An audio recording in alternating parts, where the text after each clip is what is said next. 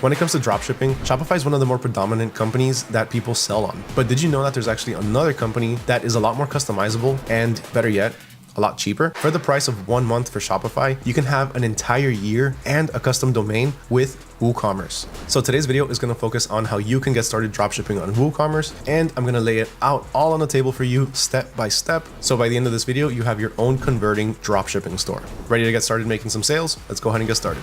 So the very first thing we're going to do to get started is going to be our product research. We need to figure out what products or what niche we want to get into. Most of the times we would actually get started with our store creation. But today that's not going to be the case, simply because we are going to pay for a few annual subscriptions. So because of that, we don't want to waste any time after we pay with things like product research where we won't be focusing on our store. So we want to make sure that we're ready to sell when we pay for these annual subscriptions. So what do we need to do when it comes to finding the best products to dropship? Well, for one, we need to find a product that has a wow factor. A wow factor is literally just that. Something that makes the customer or the viewer of your ad say, whoa, I need this. And what contributes to a wow factor? Well, most of the times, one of the biggest contributors to this is going to be what value that product can bring to somebody's life. So what aspect of their day-to-day can it make easier? If you find a product that can actually make somebody's day-to-day easier or just speed up a process throughout their day, then trust me, they are not going to be shy about spending money for that. Besides that, you also want to make sure that it's a product that is in demand. And in order to do this, you can verify this using Google Trends.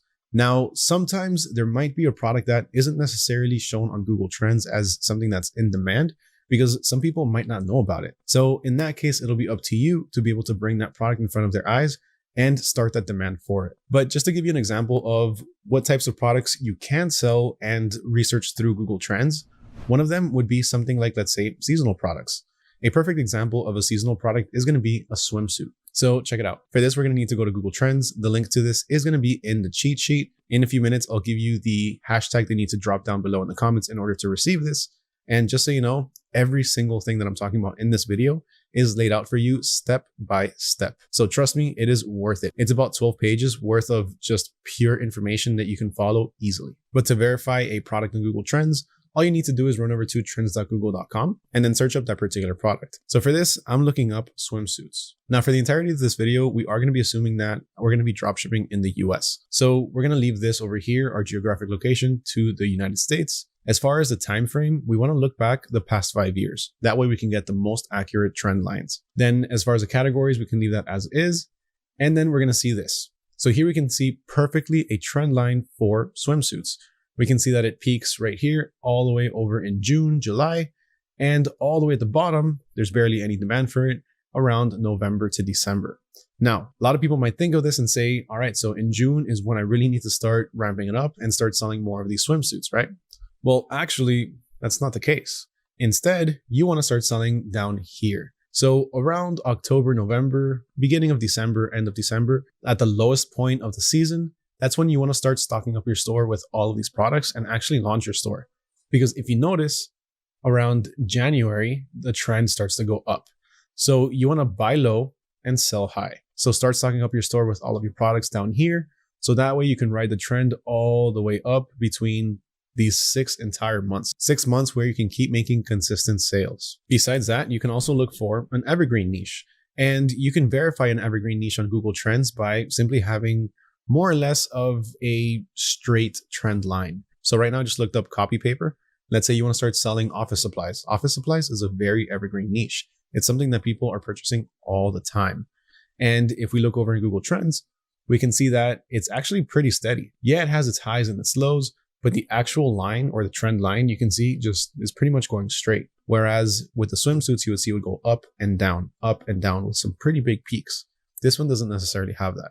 This is more straight. Even though it does have a few peaks, it's pretty consistent throughout the entire year. So this will tell you that this is a product that you can sell whether it be January, February, or even up to December. You can sell this the entire year because people are going to be purchasing it all year long because it's something that they need. Now, in terms of the pricing when it comes to our products, we want to make sure that we have a product that we can sell for over $30 and that we can source it at just about half that price, if not lower.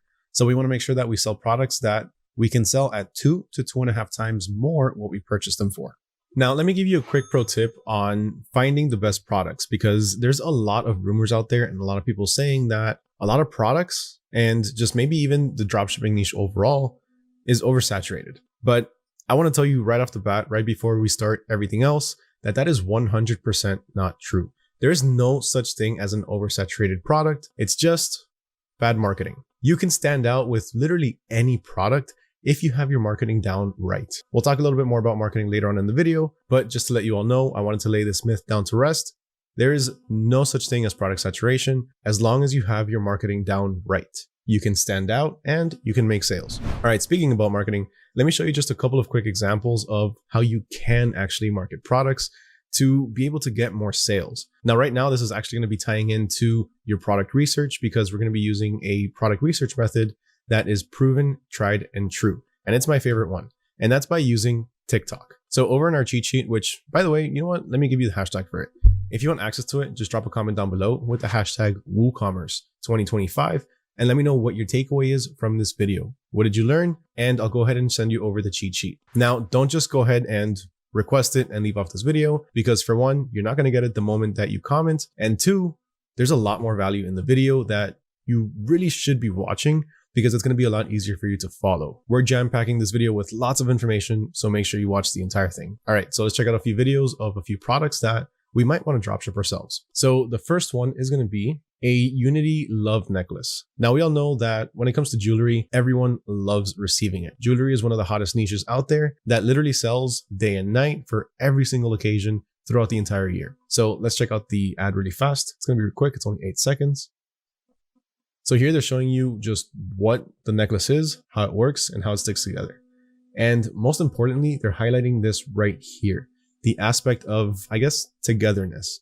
The two people hugging and how unique it is because it's really cool that you can hook one onto the other. And that's really it. As you can see, oh my God, this video got 77 million views. That is absolutely insane. In terms of likes, it got 1.1 million and over 7,500 comments. I'm telling you right now, this video made this seller a ton of money. Now let's look up another one really fast. And that's going to be for another product that I actually really like that I'm going to start dropshipping pretty soon. And that's for a translating scanning pen. By the way, on the cheat sheet, you're not only going to be getting the videos that I'm showing you, you're also going to be getting supplier links. So that way you can source these products at a discounted rate. And you're also going to be getting the competitor websites so you can see how other people are promoting their products on their store or how they have their websites structured. So let's take a quick look at the other video really fast for the translating pen. And here we can see that, oh, this is a perfect real life example. I speak Spanish, yo también. My husband does not, my wife does. He only speaks English. So we're going to use this translator pen to see if my husband can understand Spanish. I'm going to speak Spanish into the pen, and I'm going to hand it to him and see if he can figure out what I said. Pretty cool. Let's give it a try. ¿Quieres ir a comer algo? Do you want to go eat something? That's pretty cool. All right, so that's pretty much all she's doing. She's actually talking into the pen and then showing how it works and showing how it translates live. So that way you, the viewer or the potential customer, can see the value in it. This is the perfect accessory for when anybody's traveling abroad. I want to go to Japan. That is my dream. That is the one thing that I've always wanted to do. And this year I'm doing it. And I'm going to take this pen with me. This is going to be so helpful to get around and just communicate with anything. This marketing is perfect. Now, in terms of the interactions, we have 78,000 likes and 755 comments and over or almost 2 million plays. So again, this is a perfect example of an ad. It is a bit longer, but it does show a lot more of the features that you can use with this particular product. So now that we saw the ad creatives, let's actually take a look at the products themselves really fast so we can understand what makes these products winning products. Now, we just saw the value that they added to somebody's life, and we also saw the wow factor to it. But now let's check out the price points from our supplier. So for the very first one, the hip hop couples pendant, we're going to go ahead and click on the cheat sheet, and it's going to take us to our supplier over at AutoDS. So here we can go ahead and see that this product is actually very, very cheap to source. It's only $2.10 and it's running with $2 shipping. So in total, we're going to be paying about $4.09 to source this product. It's actually very cheap. So let's go ahead and see really fast how much our competitors are selling it for. So down here in the competitor section, we can see that some people are selling it for $27.98.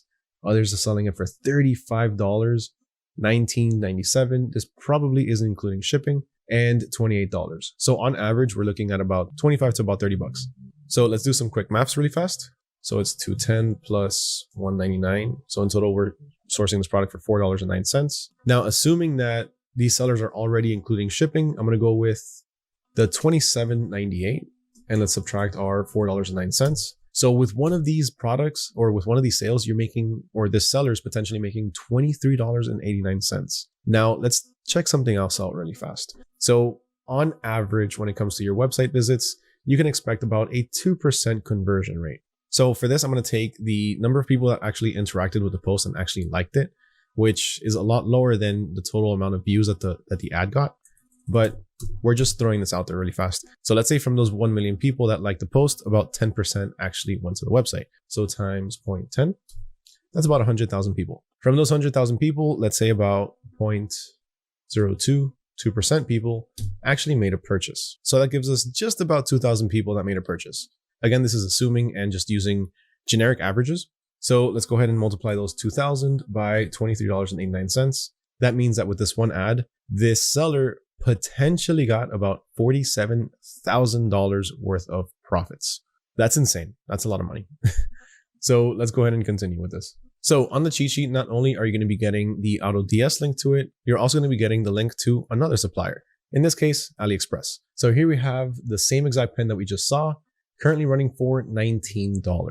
Now, if we quickly take a look at the AutoDS link, here we can see that it is running for a couple of bucks more. So it is at $24.26, but you are most likely going to end up getting faster shipping and you're going to have a lot more suppliers to choose from. Not only that, but you also have the option to be able to source this product from different suppliers so you can see who has the best rate. But again, a little bit more on that part later. And either way, if you do want to check out a few other options, once you're on this page over at the AutoDS section, you can go ahead and click on the AliExpress link up here and you'll be taken to AliExpress, where you can see all of the different sellers on AliExpress that are selling this same product. But overall, here we can see that this product through AliExpress is selling for about $24.26 with $2 shipping. And then if we see how much it's selling for on our competitor's side, they're selling it for about $59, $31.99, $87, and $51. So this kind of varies, but I would say that this one right here is not including shipping considering the prices of the other ones. So we're probably looking at an average of about $60 to maybe $70. Now, those were just a couple of examples that I'm giving you, but if you want to learn more about some of the more profitable niches, then just check out the cheat sheet. On there, I'm going to have a list of the most profitable and the more popular and trending ones. But just to give you a quick example, first you have pet toys and supplies. People absolutely love their pets. This is something that I always say. People treat their pets pretty much as if they were their kids. And because of that, they're not shy of spending a pretty penny to make sure that they're comfortable. The beauty and health niche is also an ever expanding one. It's always growing. People are always looking to better themselves, especially after the pandemic. Jewelry, watches, and accessories. I mentioned this earlier. You can give and receive jewelry and watches and accessories for literally just any occasion for just about anything, whether it be a birthday, a holiday, or a congratulatory gift, or just something you want to give somebody just for random, just to say, I love you. People love to give and receive jewelry. Now, there are going to be a lot more like patio, lawn and garden, toys and games, office products, consumer electronics, and others. And if you want to check those out, just check out the cheat sheet. All right, so now that you saw the TikTok ad and the Facebook ad, let's go ahead and find out how we can actually use these to our advantage to find trending products, not just the ones that I showed you, but others in a variety of different niches or whatever niche it is that you choose. Now, for this, there are going to be two different ways to do this. You're going to have the automated way, which is going to be my favorite because honestly, it just speeds things up a lot. And two, you're going to have the manual way, which is also pretty fun to do because you get to find a few products and you get to see how people market their things. So let's just go ahead and start with the automated product research method. Now, for the automated product research, what you are going to want to do is head over to autods.com, create an account, and sign up for the next 2 weeks for just $1. Then you're going to have access to all of these different features. For one, you're going to have access to the AutoDS marketplace. On here, you're going to have tons of different products, tons of different suppliers, and tons of different information that you can use to your advantage to decide whether or not these products are worth dropshipping in your store or not. Now, there is another section called the handpicked product section. This is going to be your best bet for your product research, simply because when you click into any of these products, you're going to have actual real-time data on how the product is performing on the market currently. Remember what I just showed you earlier with the pen? That's pretty much what you're going to be seeing. Now, one thing that's worth noting for the handpicked product section is the fact that every single product that you see on here is legitimately picked by hand.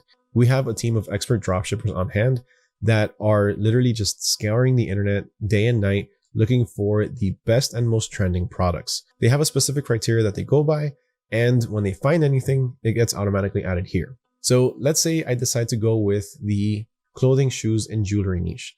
So over here, I can just go ahead and click on that niche or that category, and then all of my products will be filtered for clothing, shoes, and jewelry. Now from here, I can go ahead and start looking through the different products to see what there are. And this is actually really cool. I really like these 8-bit Thug Life sunglasses. I love video games. I think this is something that's really cool. Will it sell? I'm not entirely sure. So let's click into this really fast and let's check it out. So for one, we have our potential profit. We can make about $16 selling this product, and we can source it for just under $3. So $1.05 for the item cost and $1.99 for shipping. Now here we have an engagement score as well as a saturation score. The saturation score is going to tell us how saturated the market is with this product or how many people are selling it. Remember, oversaturation is not a thing. It's all about how you market your products. So really the way that I see this is kind of like a marketing difficulty scale, right? So the lower it is, the easier it is going to be to market. The higher it is, it's going to be a little bit harder for you to stand out because there's a lot of people. But again, if you know what you're doing, if you get creative with your videos and your marketing, you got this. You can make a sale without a problem. Now this one is currently at 40. So it's just entering the busy state. It's moving from quiet to busy, meaning there's a lot of room for us to be able to jump in there and start making waves with our content. As far as the engagement score, this is telling us how active the community is on all social media with these ads or these products. So are people engaging with them? Are they liking them? Are they commenting on them? Do people just overall have a good sentiment for this product? This is what this score is going to give you. So engagement score 40. And yeah, it looks like people are actually starting to warm up to this. A lot of people are starting to interact with these ads. So it is something that's definitely worth looking into, especially if you're in the video game or video game accessories niche, or again, like in my case that I just said, clothing, jewelry, and accessories. So with that being said, I think that this could be a pretty worthwhile product to dropship if I were to choose that particular niche. So I'm deciding, you know what? Yeah, I want to import this product to my store. I want to sell it. So all I have to do is click right here on import draft, and it'll be ready for me in my draft section whenever I can get back to it and start making any edits to the title and everything, which we'll get to that a little bit later on in the video. But jumping back to the handpicked product section, this one right here is actually really nice. This sterling silver hug warmth ring. I think this will actually go really well with that pendant that I showed you earlier with the necklace. Those two would make a very good bundle, especially for something like Valentine's Day. But besides the handpicked product section, we also have the trending product section. Now this one works a little bit different. This one isn't necessarily picked by hand by expert dropshippers, but instead we have an AI agent that scours the internet looking for these products. So it looks online, it finds what's currently trending, what has demand, what has a lot of activity, and it automatically adds everything on here. So let's go ahead and take a look at some of the different products. And actually, you know what? This one right here I've seen, and it's a very, very interesting product. It's like a cell phone for kids, but of course with limited functionality and durable. So me and my wife have actually discussed when is the right time to get a phone for our kid, but we don't want to give him a phone that he's just going to be on playing day and night. So we've been looking for a better alternative. And one like this actually looks to be the perfect product. So this is something that can attract a lot of parents in the same situation. Parents that have kids that are in early elementary school, maybe kindergarten, first grade, second or third grade. This is the age where they kind of start to want a phone. They start to request it from their parents, but their parents are like, no, you're too young for that. So something like this is the perfect problem solver for that. For one, it's actually pretty cheap. It doesn't cost that much. Two, it gets everything that it needs to do done. It can make phone calls and even take a couple of pictures, as you can see here. And it's not going to give that overstimulation for the child. So this is actually a very useful product that I might end up selling in my store. I'm actually thinking that I'm going to go with the electronics niche. So let's go ahead and import this one to our store, import it to our draft. Now, I know you just saw me import this draft and you saw me import the previous draft through AutoDS. Quick note, in order to do this, in order to import the products to your store, you do already need to have your store set up and connected. Now, I have a few other stores already attached to my AutoDS account, so that's where these are being imported to. But don't worry, because in the next section, we're actually going to start building our WooCommerce store, and we're going to attach it to our AutoDS account. So that way you can import the products yourself as well. Right now, we're just focusing on product research.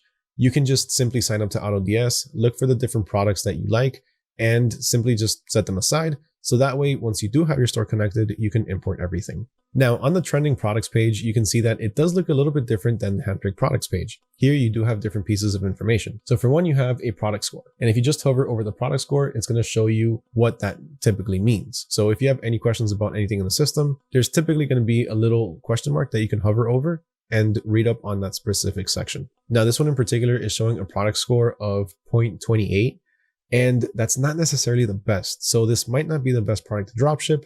I might want to say I'll look for a different variation. But if you want a little bit more information on the product, you are going to have a few ads down here that you can check out to see if it's a product that's worth dropshipping for you. In my case, even though it does have a low product score, I think this is something that's very useful, especially for the start of the school year. So this is something that I will really consider dropshipping. Now, you can also see the product distribution. So where in the world is this product selling the most? And in this case, you can see it's actually in Spain, which is pretty interesting. And then Mexico, France, and Korea, and then Israel. Interesting. Then we have the general sales. So how much has it been selling? Here we can see that in May 2024, it actually sold a lot. It sold over 11,000. But you see what I'm saying? This is tying into what I just said earlier. This is something that could potentially be very useful when kids start school. In this case, it looks like it was actually trending right before school started, so around summertime, which makes sense because that's when parents are going to be buying these things for their kids, which they're going to be using throughout the rest of the school year. All right, so the last part of automated product research that I'm going to show you is going to be the TikTok, Facebook, and Instagram ad spy section. So for this, you're going to have another section over here called ad spy. And on here is where you're going to see all of the different products that are currently being advertised on TikTok, Facebook, and Instagram. By default, you're going to be shown all of them, but you can filter by just Facebook, Instagram, or TikTok. Now you also have a few other filters. So that way you can narrow down your search a lot more based on whatever it is that you're looking for. So let's say you want to search for something in the home and garden niche. You can go ahead and type in home and garden up here. And then you'll have all of these different ads that also pop up that are showing you home and garden products that you can dropship. If we go ahead and click into any of them, like let's say this one right here, this is a plant stand. We can go ahead and click on see TikTok ad. And then we have all of the information on this ad. So we have all of the engagement metrics. This one hasn't been doing too well. It's only got 6 likes and 348 views, but this is just one example amongst thousands. You also have the engagement. So it shows you how the video has been growing or how the ad has been growing and how long it's been live. In this case, it's only been live for about 3 days. And another cool feature to this is that down here, you actually have the product that's being advertised.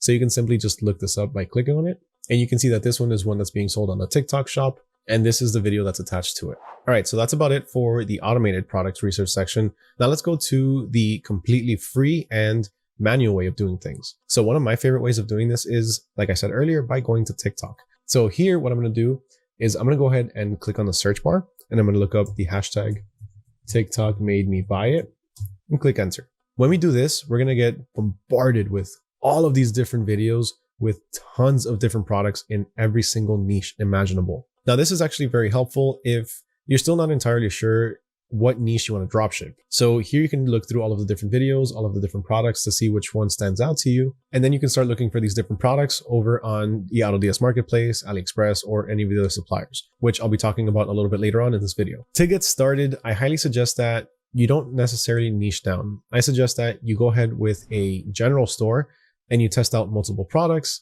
to see which ones work for you. You might find it surprising that for you, it might be easier to sell fitness products rather than the home and garden products. You really might want to sell home and garden, but if you notice that fitness products are working for you, why not go with that, right? So that's why I suggest at the beginning, just sell a lot of different products. And really what we're going to be advertising is going to be each product individually, not the entire store itself. So using the hashtag TikTok made me buy it can help you find all of these different products that you can start to sell or dropship. Now, the other option that you have, if you do have a particular niche that you want to sell, is simply just put it next to the hashtag. So hashtag TikTok made me buy it, gadgets. Let's say I want to sell household gadgets or electronic gadgets. Then that's what we're going to start to see here. So here you have the Smart Lock Pro. Then you have a Viking ship toaster. This is insanely cool. I'm going to go ahead and open that in a new tab. Then you have this automatic can opener, which also looks very, very useful and very handy. Never mind. It's not just a can opener. I thought that it doubled as a door stopper, but it looks to actually be something like the Amazon top products to sell or to purchase. But as you can see, it was narrowed down to gadgets in particular. So now let's just try one more. Let's do pets. And now we have all of the different pet products that people are advertising, that people are trying to sell, that people are trying to dropship. Okay, so I had to look at this and it's not real. This looks to be AI, so I was going to buy it for myself. All right, the next product research method that I'm going to give you is essentially the king of e-commerce, and that's Amazon. Amazon has a few different options that we can take advantage of, or a few different features that we can take advantage of to see what we can sell. So for one, let's go ahead and check out their new AI assistant called Rufus. So Rufus is a new AI assistant that Amazon came up with that you can just ask almost any questions. Now, you can't get too specific with it, but you can use it to gain insights on what's currently trending. So we can go ahead and ask it, what are people buying in the pets market? So you can go ahead and ask it a question like I just did. What are people buying in the pets market? And it doesn't necessarily have specific data on that. It's not going to tell you exactly people are purchasing this, this, and this, but it is going to give you a suggestion of different products that you can offer. So it gave me pet grooming tools, pet tech accessories, pet clothing and costumes, and pet bed and furniture. Now, I'm actually pretty interested in pet tech accessories. So let's go ahead and ask it more about that. So what are some different products in the pet tech accessories category? Rufus actually got me thinking about this. This is pretty interesting. And it says pet tech accessories combine technology with pet care. It asks me a bit more about my pet's needs. I don't have any of those just yet, but it does recommend a pet GPS tracker, which is very, very useful. Automatic pet feeders, which is also very useful. Pet cameras, smart pet doors. That is interesting. Pet activity monitors. That's also interesting. And pet activity monitors. That's crazy how people are keeping track of the activity that their pets are having throughout the day. So this actually gave me some pretty interesting insights on products that I've never even heard of. Pet activity monitors and pet smart doors. I've never seen those in my life. So these are definitely worth looking into. Besides Rufus though, you can also check out the bestseller section. This is going to show you what people are currently looking for and what they're looking to buy. Now you do need to be a bit careful on here because there's going to be a few products that you can't dropship. Like let's say this one right here, a Stanley tumbler. You can't dropship that one. Why? Because it's branded. That's one thing that I do need to emphasize right now.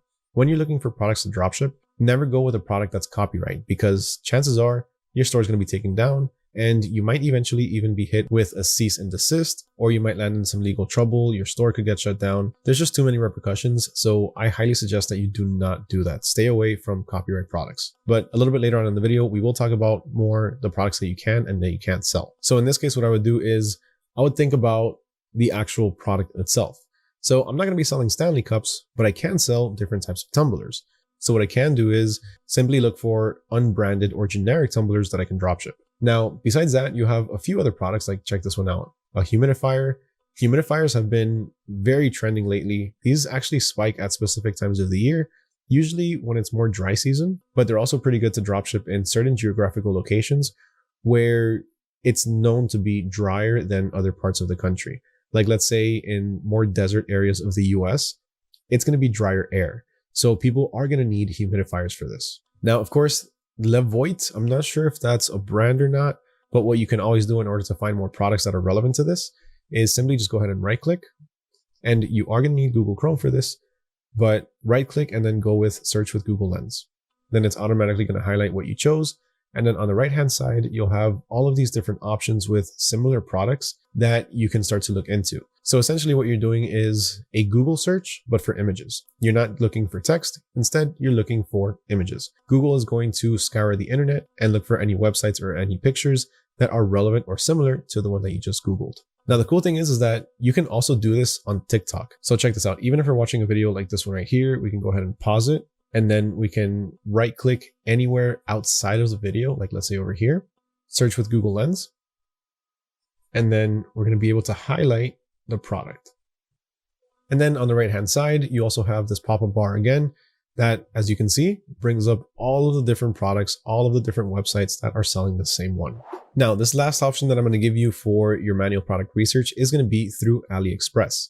AliExpress has their dropship center. And in order to access this, all you have to do is sign into your account, hover over your account name over here, and then look for DS Center, which is this one right here. This is going to act somewhat similarly to the trending or the handpicked product section over at AutoDS.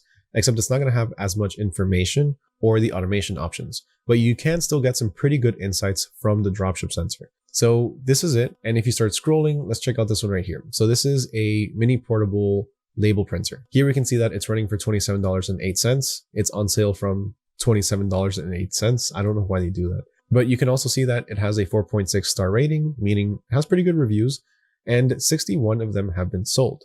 If you look down a few more, you can see this motorcycle building blocks, same thing, $20.21, supposedly down from $63, 4.6 stars, and over 5,000 have sold. Now, the one next to it, the TIE Interceptor spaceship. This reminds me a lot of Star Wars, so we're going to go ahead and skip over that. We're not even going to look at that. But then we can look at this one, the 2-tier dish bowl drainer storage. This is actually very interesting. This would be a perfect product for anybody in the home and garden niche because it allows the dishes to drain directly into the sink. This is genius. $12.86, down from $42 supposedly. A lot of the times these sale prices are their actual normal prices, but you can see that over 700 of these have been sold. And for good reason. This is actually really cool. All right, so we're going to keep this one on the side for now because I'm going to import this one to my store as well a little bit later on. Now, just a couple of extra resources that I'm going to give you, just 2 other bonuses. For one, you do have this YouTube channel. So the AutoDS Sell These Now playlist, on there we have tons of different videos with some of the best products that you can dropship,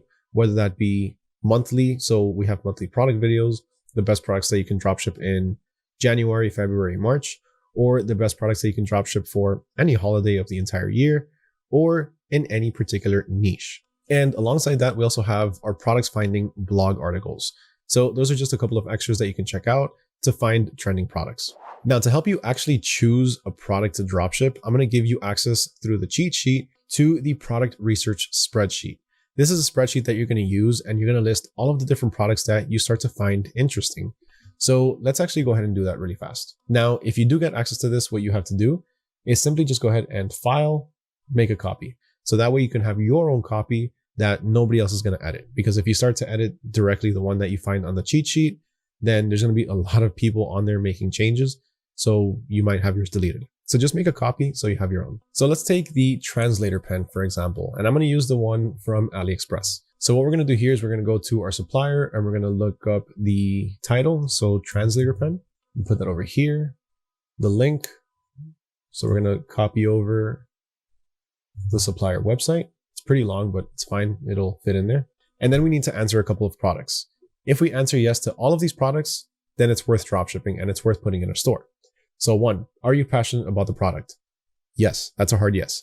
This is a very important question simply because if it's not a product that you're interested in, then chances are you might not know a lot about it, or you might simply just not care too much about selling it. So I highly suggest that you go with a product that you actually know something about or that you're very interested in. Again, if you try to dropship a product that you really don't know anything about, then chances are you might think that it's a winning product. You might think that it's something that can bring a lot of value to somebody's life. But then people who are in that particular category or niche and use that product on a daily basis, they might look at it and think, I've seen this all the time. I have like 10 of them. So that's why I say go with a product that you're passionate about and a product that you actually know something about, or a niche that you know something about.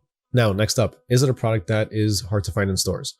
Well, this translator pen, I've never seen it at Walmart or Target. So yeah, it's hard to find in stores. Is it hard to guess the price? Potentially. I mean, some people might look at it and think this is a $99 product. Some people might think that this is a $200 product because of the value that it brings them. Somebody that actually travels all the time and sees this product, they might look at it and even think this is a very, very valuable product for what I'm doing. I'll pay upwards of $150, $200 for it. While some others might look at it and think, this is actually very interesting. It does help out a lot, but I'm not going to pay more than $100 for it.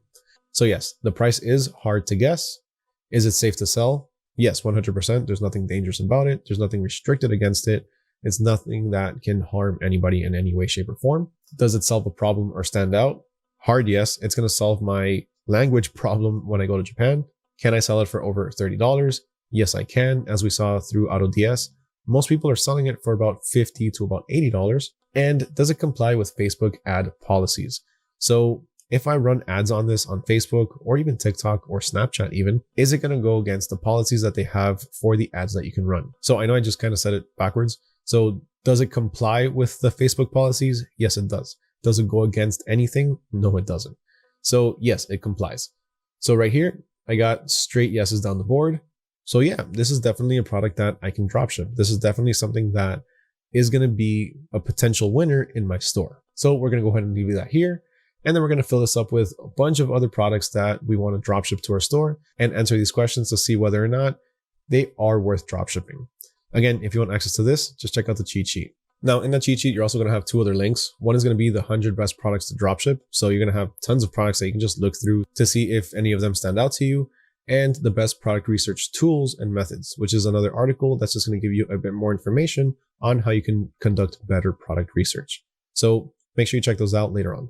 All right, so now that we know the products that we can dropship and the products that we want to dropship, let's talk a little bit about the products that we should not dropship. So these are some product categories that could potentially land you in some hot water or ultimately even get your store shut down. And the first one is going to be, like I mentioned earlier, copyright products. Do you want to start an anime store? Cool. Start it with your own designs. Don't start selling stuff with Dragon Ball Z or Demon Slayer on it. You want to start selling electronics? Cool. Sell generic electronics. Don't start selling things like Apple or Samsung or those types of already branded and established companies. Now, besides that though, there are a few other things that you shouldn't be selling. So some of these are going to be either completely prohibited or just overall restricted, or some of these you might be able to dropship, but it's better not to because, again, they could land you in some legal hot water or some cases thrown against you. So the next one is going to be anything that's alcohol, tobacco, or e-cigarette related. Now, this is pretty obvious. You can't be selling alcohol because you don't know who's actually purchasing it that is actually of legal age to drink. Same thing goes for tobacco and nicotine like e-cigarettes. Also, when it comes to e-cigarettes, that's something that can potentially be very dangerous as well, because when you purchase a battery that's made overseas, one that is essentially just a generic brand, you don't know how safe they are. And there was this one point a few years ago, this huge commotion about generic e-cigarette batteries that were just exploding. So just stay away from that type of stuff. Same thing goes for vitamins and supplements, or in particular, maternity vitamins and supplements.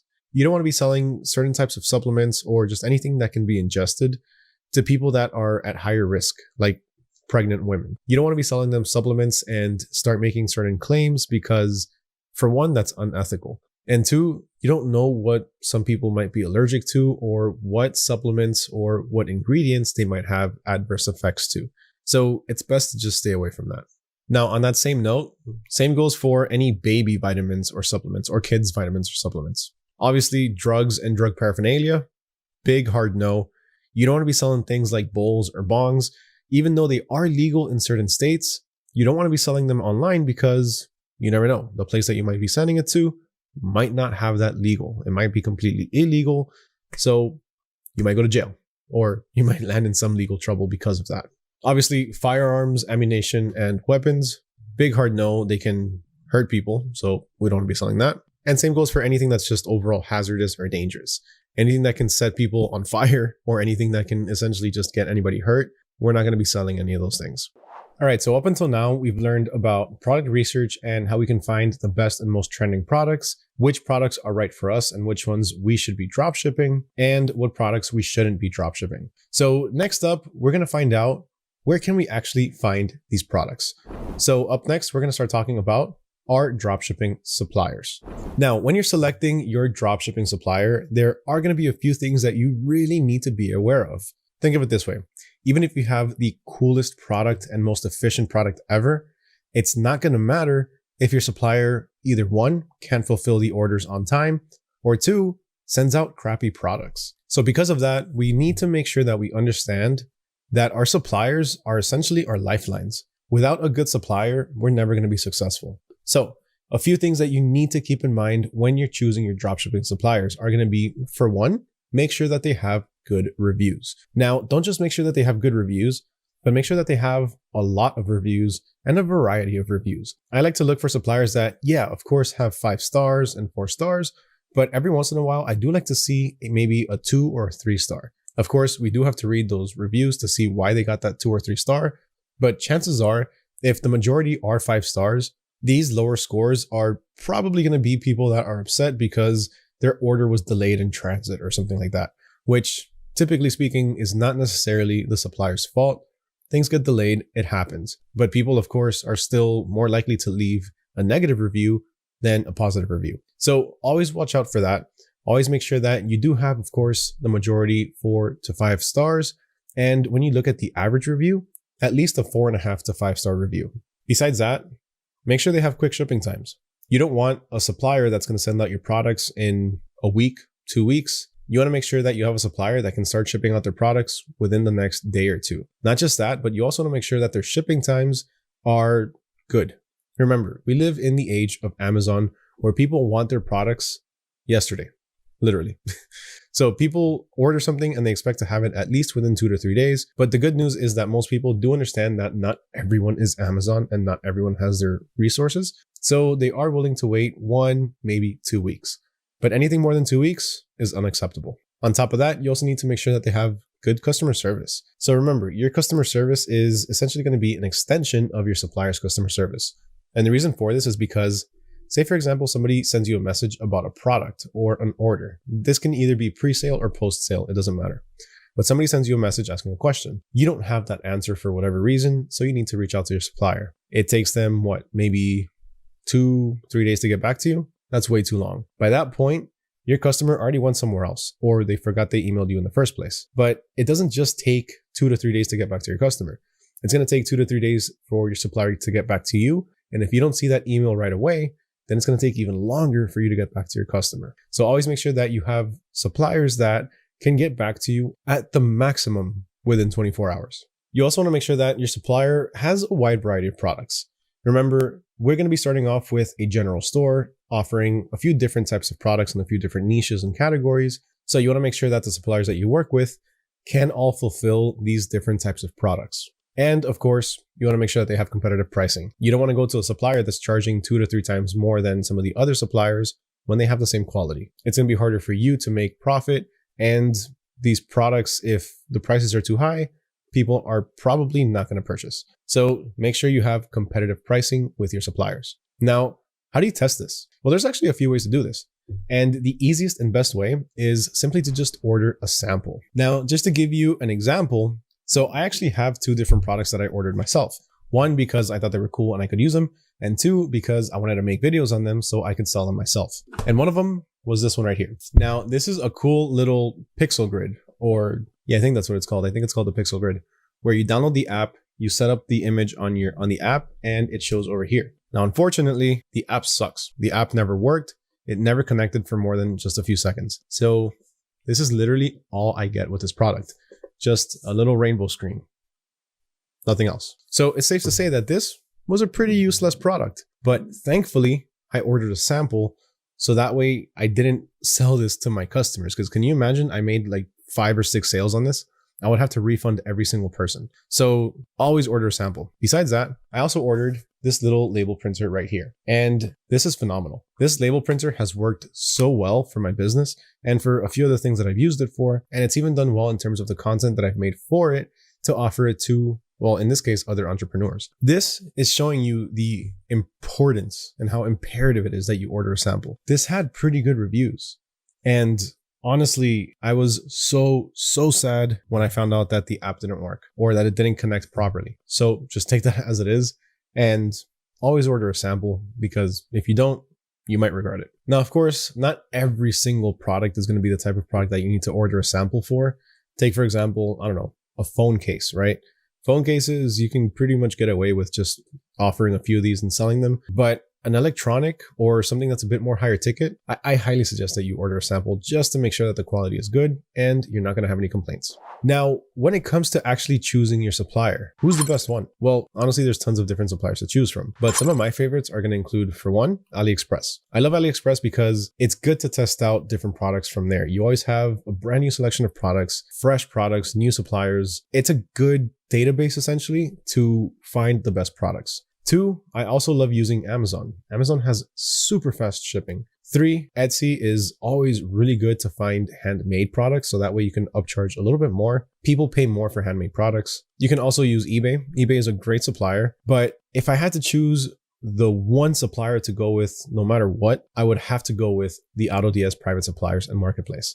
And the reason for this is because there's so many different features on there, and not just that, you have access to a massive list of different suppliers, not just one. So AutoDS themselves are a supplier. We have a warehouse over in China, and we also work with professional suppliers who have proven quality. We have our own private suppliers that we work with that are thoroughly vetted to make sure that you do have quality and fast shipping speeds. But of course, not just that, good pricing. But as a quick bonus, whenever you do get an order using one of the AutoDS suppliers or one of the AutoDS private suppliers, you're also going to have the option to source that product. So check this out. This is what I mean. So these are some of the orders that I've gotten from my dropshipping store. And as you can see, some of them have an option that say review sourcing. Now that's because I already submitted a request to source these products, but let's see if I can find a new one. I don't have any, but either way, instead of saying linked, it'll say request sourcing. So all you have to do is click on that and you're going to get a list of all of those different suppliers along with their prices and their shipping times. So that way you can choose from a variety of different suppliers to see which one is best for you. But let's just click on review sourcing so you can see what I'm talking about. So this one in particular came back with one supplier. And here we can see that I have the option to change my original default supplier to this one. So if I see that the item cost for this one is better and they even have better shipping times, I can go ahead and link the product. And then you'll see it like it shows over here. These show that they're linked, meaning they already have the new supplier attached to them. But besides that, another really cool feature that I love about AutoDS is the fact that you're able to brand your products as well. So if you go ahead and upload your logo, when you're choosing your suppliers to work with through the AutoDS private suppliers, you're going to see a few that specifically say branding. Now, with those, you're able to send a custom thank you card with your logo on it and also include your logo in the invoice. So that way it looks a lot more professional, and that thank you card, it just makes it a lot more personal as well. Now, there's also a bunch of other suppliers that are going to be specific for certain niches. So let's say you want to open up a pet store, right? If you want to open up a store just solely based for pets, or even if you want to do one for, let's say, baby clothes, there are going to be suppliers that specialize in these products. And if you want full lists of those broken down by niches, again, just check out the cheat sheet. On there, you're going to find all of these different ones. So you're going to have the best suppliers for jewelry, the best suppliers for pet products, the best suppliers for clothing, candles, print on demand, the best suppliers for lingerie, the best suppliers in Canada, in Florida, in the UK. There's tons of different suppliers that you can go with and tons for you to research through. So I highly suggest you get the cheat sheet. Remember, just drop a comment with the hashtag WooCommerce 2025 and let me know your takeaway from this video. And you'll get access to this same cheat sheet that I'm referencing right now. All right, so enough about products, enough about product research. So now let's finally start creating our dropshipping store on WordPress and WooCommerce. All right, so onto the fun part. So now what we're gonna do is actually start building our website. And to do this, we're gonna have a few different things that we're gonna use. Now, I'm gonna break it down for you really fast, exactly what I'm gonna be talking about, because there's going to be a few technical terms that I would like for you to learn, because if you do decide to do this again and open up a second WooCommerce store, then knowing these things would make it just a lot easier for you. So the first thing that we're going to do is work with our website host. Now, a website host, the way that you want to think of it is essentially the land where your website, or I guess your house, right? Imagine your website is your house, the land where it's going to be placed on. Now, I'm very bad at metaphors, so please excuse that. It might be very cheesy, but it's the easiest way that I could put it for you.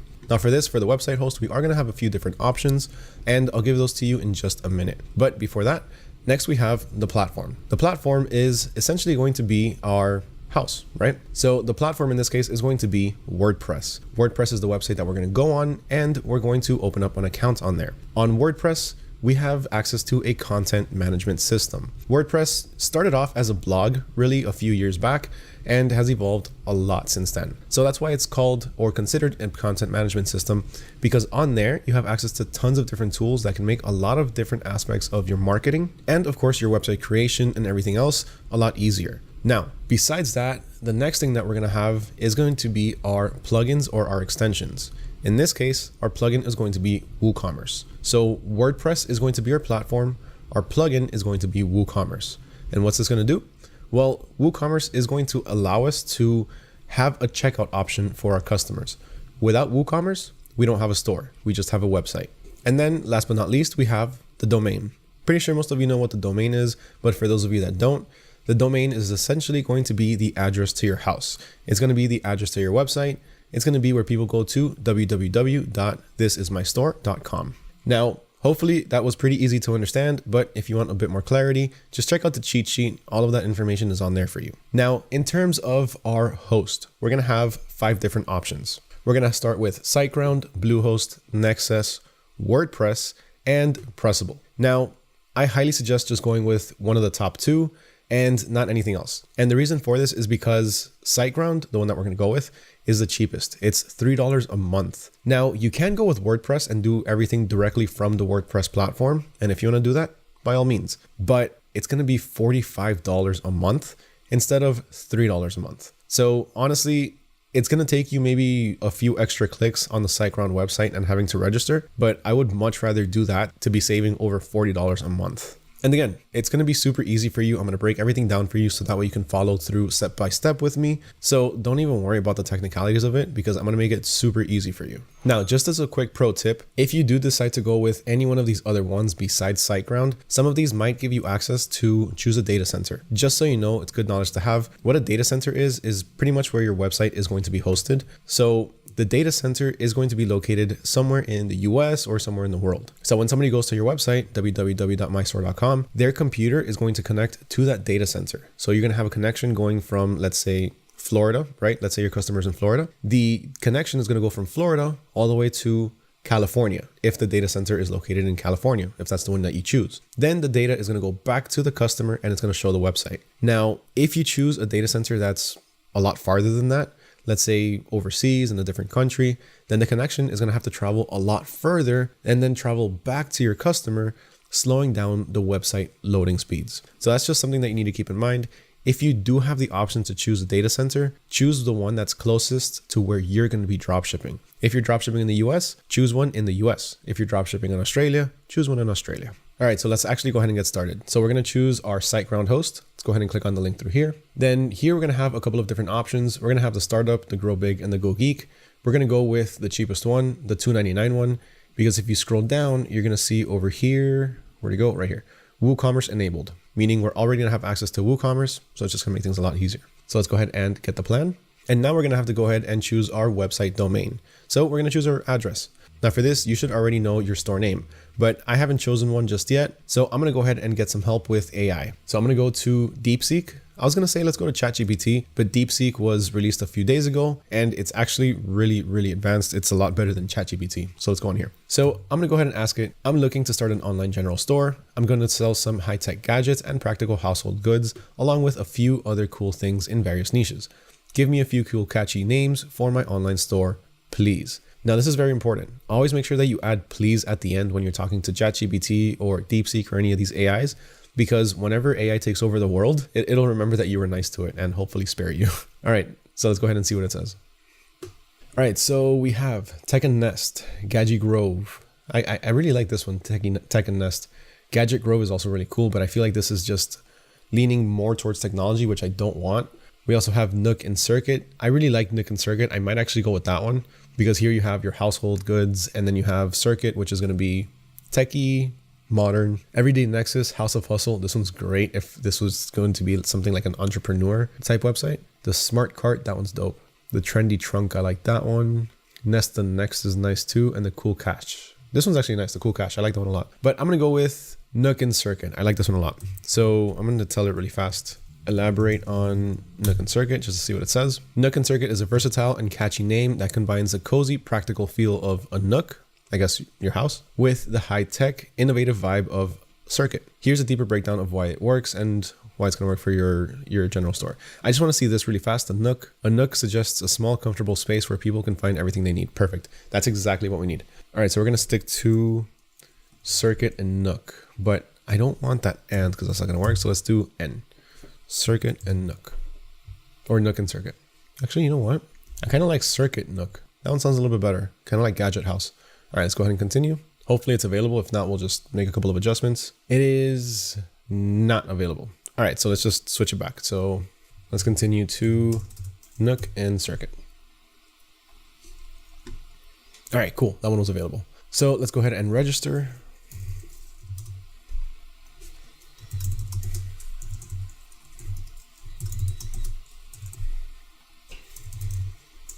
So you remember how I was telling you about the whole data center thing? We can actually edit it over here. So it says Data Center USA. Let's go ahead and click that. And now we can see a few different options to choose from. I'm not going to change it, but I just wanted to show you so that way you know. So let's say you were trying to dropship in, I don't know, in Germany, you can go ahead and choose this one, or in the UK, you can go ahead and choose London. But I'm gonna leave it at California. We already have the domain registration, so it's gonna give us nookandscircuit.com. Also, that's gonna be included, which is awesome. So for this, all we're paying right now is $35.88, and it's gonna give us an entire year of our website host. That's actually really, really cheap. That's less than 1 month if we would have done it directly from WordPress. Remember, WordPress was gonna be $45 a month. All right, so let's go ahead and confirm. Yeah, let's receive some marketing emails. Why not? All right, so we're good to go with that. Let's just go ahead and verify really fast our phone number. Now, I don't know if you saw that, but I was redirected to a US website. So if for whatever reason you get that option, just go ahead and click on the redirect and then check out through there. All right, so it is asking me really fast to verify the order. So let me do that. And now it's asking me to verify my phone number. All right, so let's verify this later. All right, so after a bit of verification, then we're gonna be taken to this page.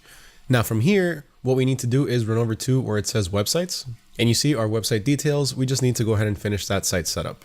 Now we already have this done. We have our domain already registered, and we did verify it along the process. It's just an email that you're gonna receive. So from here, we can go ahead and continue. Then we're gonna go ahead and start a new website. We're gonna go ahead and choose WordPress from here. And now let's go ahead and create a login.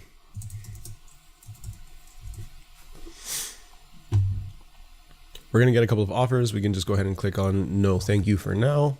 Same thing here. And then SiteGround is gonna start creating our WordPress site. Okay, so after about maybe 1 or 2 minutes, then we're gonna be over at this website. It's gonna tell us that we're all set. So now we can just go ahead and log into our WordPress admin. Remember, we need to go ahead now to install our application or our extension, and it's going to be WooCommerce. All right, so now we are over at our WordPress site. We can go ahead and click on Start Now. Here we can go ahead and just simply click on Other. Now we need to choose a theme. So for this, we can go with the most basic and really the cheapest, which is a free theme. So there's gonna be a few different themes here. The one that's gonna be the most relevant to us is gonna be the storefront. We can go ahead and use this theme as is because it already looks pretty good. It already looks clean and it's very easy to navigate. It's meant to be a storefront versus any of these other ones are gonna be a bit more complicated simply because they're not necessarily going to be geared towards e-commerce. But of course, if there is one here that you see, if you do like to play around with designs, then by all means, go ahead and click on any of these and check them out. I personally am going to go the more minimalistic and simplistic way and just click on the storefront one. So let's go ahead and select that. And now you're going to see that there's going to be a couple of add-ons. So our contact form, we can go ahead and leave that on. Our shop, we're definitely going to go ahead and leave that on because that's what we're going to need. That's going to be our WooCommerce app. Then we also have maps, gallery, and multilingual site. These are optional. We don't really need these. So go ahead and continue. Now we can go ahead and add our Google Analytics. We can go ahead and add all of the information we need for this, but we don't need to do this just yet. Right now, we're just trying to get started selling. So we can go ahead and skip this as well. But what I will say is that this one right here, Grow Your Subscribers List, it is a free plugin by a company called Opt-in Monster. And I always say that email marketing is the best way to bring in customers. So since this is already being offered to us and it's completely free, let's go ahead and add this one. All right, so now we have our different plugins being installed. Just give it a couple minutes. All right, so then after that, it's pretty much good to go. We can go ahead and visit our site and see what it looks like. So let's go ahead and click on View Site. And here we can see that this is our official site with the domain that we registered. We have nookandscircuit.com. I love that name. So now just taking a look at the website, you can see that it's very basic. It's more than enough for what we need. This is very nice. It's very minimalistic, and honestly, it's clean. This is really what we want. Besides that, the color scheme is all right. So we have this nice little bluish gray. It contrasts nicely with our background. The fonts are pretty nice. We can go ahead and change these later if we choose to, but overall, looks pretty good. All right, now, if we go ahead and click where it says My WordPress and then go to Dashboard, now we're gonna see our WordPress dashboard. Here we have all of the different tabs that we need, but the ones that we're gonna be using more than anything are gonna end up being just our simple dashboard, which is gonna be our home, our WooCommerce one, of course, and our payments. We do need to set up our payments, so we're gonna do that in just a little bit. We're gonna go through everything that we need, but step by step. So now let's actually set up WooCommerce. So let's go ahead and click on where it says WooCommerce over here. It's gonna take us to our setup wizard. Let's go ahead and set up our store. I'm just starting my business. I'm already selling. I'm setting up a store for a client. Let's go ahead with the first one. So now we need to tell it a little bit of our store. So what is going to be our store name? Well, we chose Nook and Circuit. What type of industry? This is going to be, I mean, it's really going to be just a little bit of everything. So let's just go with home, furniture, and garden, I guess. Where are we located? We are going to be located in Florida. I do suggest that at this part, you do put in your information, whether you have a physical storefront or if you have your house or whatever it is. Go with that because it's going to make it a lot easier for WordPress and everything to verify you. And when it comes to payments, that's also going to be something that you're going to have to set up. And you don't want to have any issues because you have a fake address or anything like that. So make sure you use an address that you actually have access to. Now let's go ahead and continue from here. All right, so we have a few different features that we can choose. Get paid with Woo payments. Let's leave that one on. Print shipping labels with WooCommerce shipping. We don't need that. Instagram and Facebook. We don't necessarily need any of these other ones either. Get automated tax rates. We can go ahead and leave that one on. Create TikTok ads and Google sales. So we don't really need those either. So for now, we're just going to stick to get paid with Woo payments and get automated tax rates with WooCommerce tax. So really the first one is going to allow us to just overall accept payments, which obviously we need to do. Otherwise we can't get paid. And get automated tax rates. That's just simply going to automatically collect taxes at checkout. Now you can do that. You don't have to do that. You can include the taxes into your prices, but I'm just going to go ahead and leave that on. Go ahead and continue. All right, so now we need to create an account with WooCommerce. So I'm just going to go ahead and log in with Google. Makes it a lot easier. Now, just for you to be able to keep track, we've created 3 accounts so far. One with SiteGround, one with WordPress, and one with WooCommerce. All right, so WooCommerce has officially been set up and we just have a couple of extra things that we need to do. All right, so now let's go ahead and set up our Woo payments. So let's go ahead and click on the option number 3. Now we're gonna have to fill this out with our own information. If you're gonna be doing this under your own company, you can go ahead and put your LLC, your sole proprietor information, whatever it may be. But if you don't have any of that stuff and you wanna just get started selling, you can get started selling as an individual just using your social security number if you're from the US. So I'm personally gonna go ahead with company and single member LLC. Go ahead and continue. What's the estimated amount that we're gonna be making? Hopefully more than 100 million, but let's go ahead and start with less than 250K. It's not really gonna make much of a difference anyway. But what is the estimated timeline for you taking your store live? I wanna say within a month. And that's really stretching it because we're just like a few hours from being finished. All right, now we need to add a bit more information to start accepting our money. All right, so now what we need to do is create an account with Stripe. Stripe is gonna be our payment processor, and they're the ones that are gonna handle our credit card transactions. We don't need to log into this very often. This is just something that we need to set up at the beginning.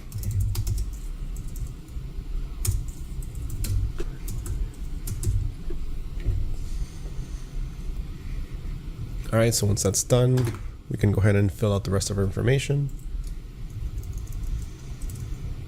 There we go.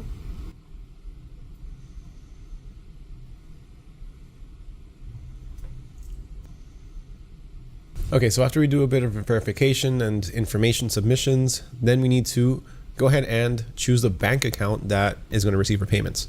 So let's go ahead and do that as well.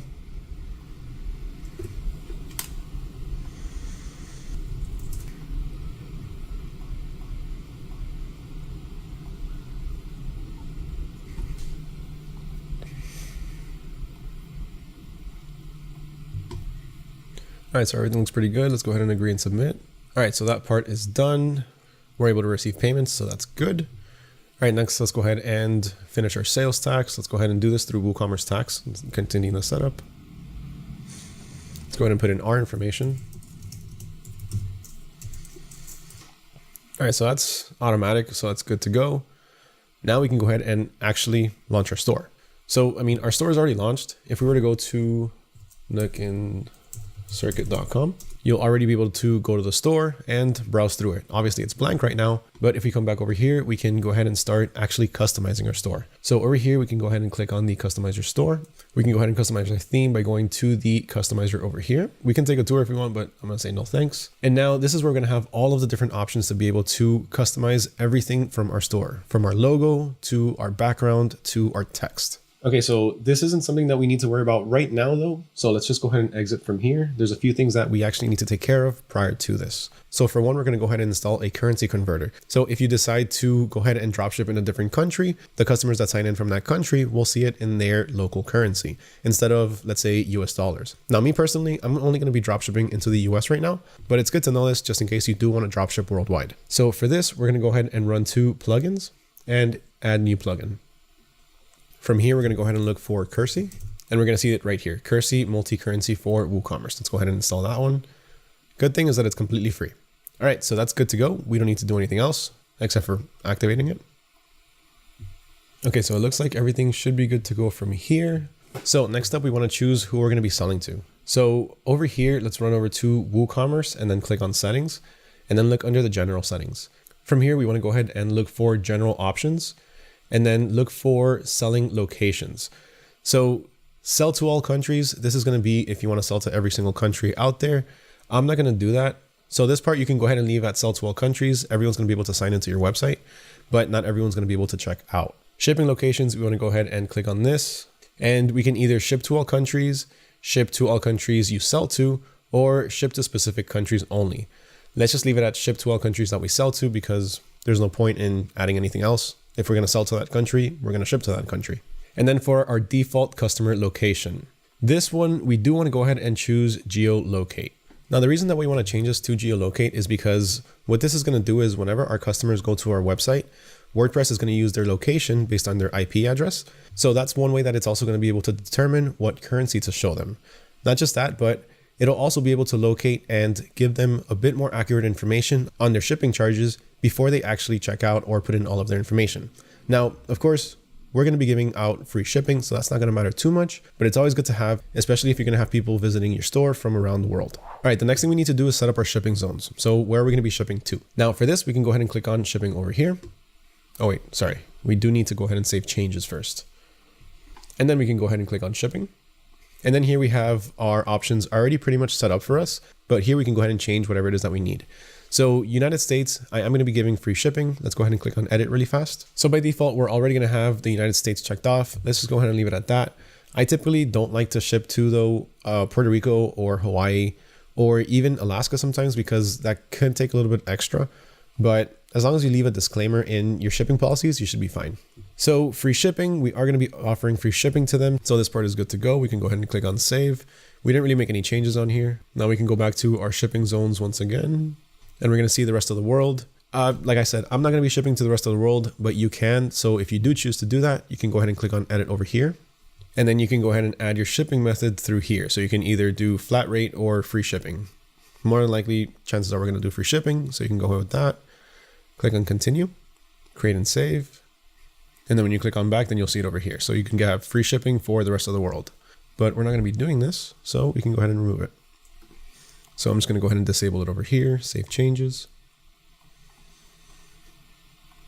and go back. Now, quick note, these shipping settings, they are going to be based on your geolocation. So let's say if you're watching this from the UK and you're following along, here, your zone name, the default one might not be the US. It could be the UK. So just so you know, that's how you're going to be able to add or edit your shipping zones. So that way you can ship to wherever it is that you want to sell to. All right, next up, we want to check out our site visibility. This is really just going to be our site being live or not. So right now, if we were to go to our website, now I know I did show you earlier that you can actually go to the Nook and Circuit website, but if you go to the shop tab, you're going to see that it's not yet available. So you can't check out just yet.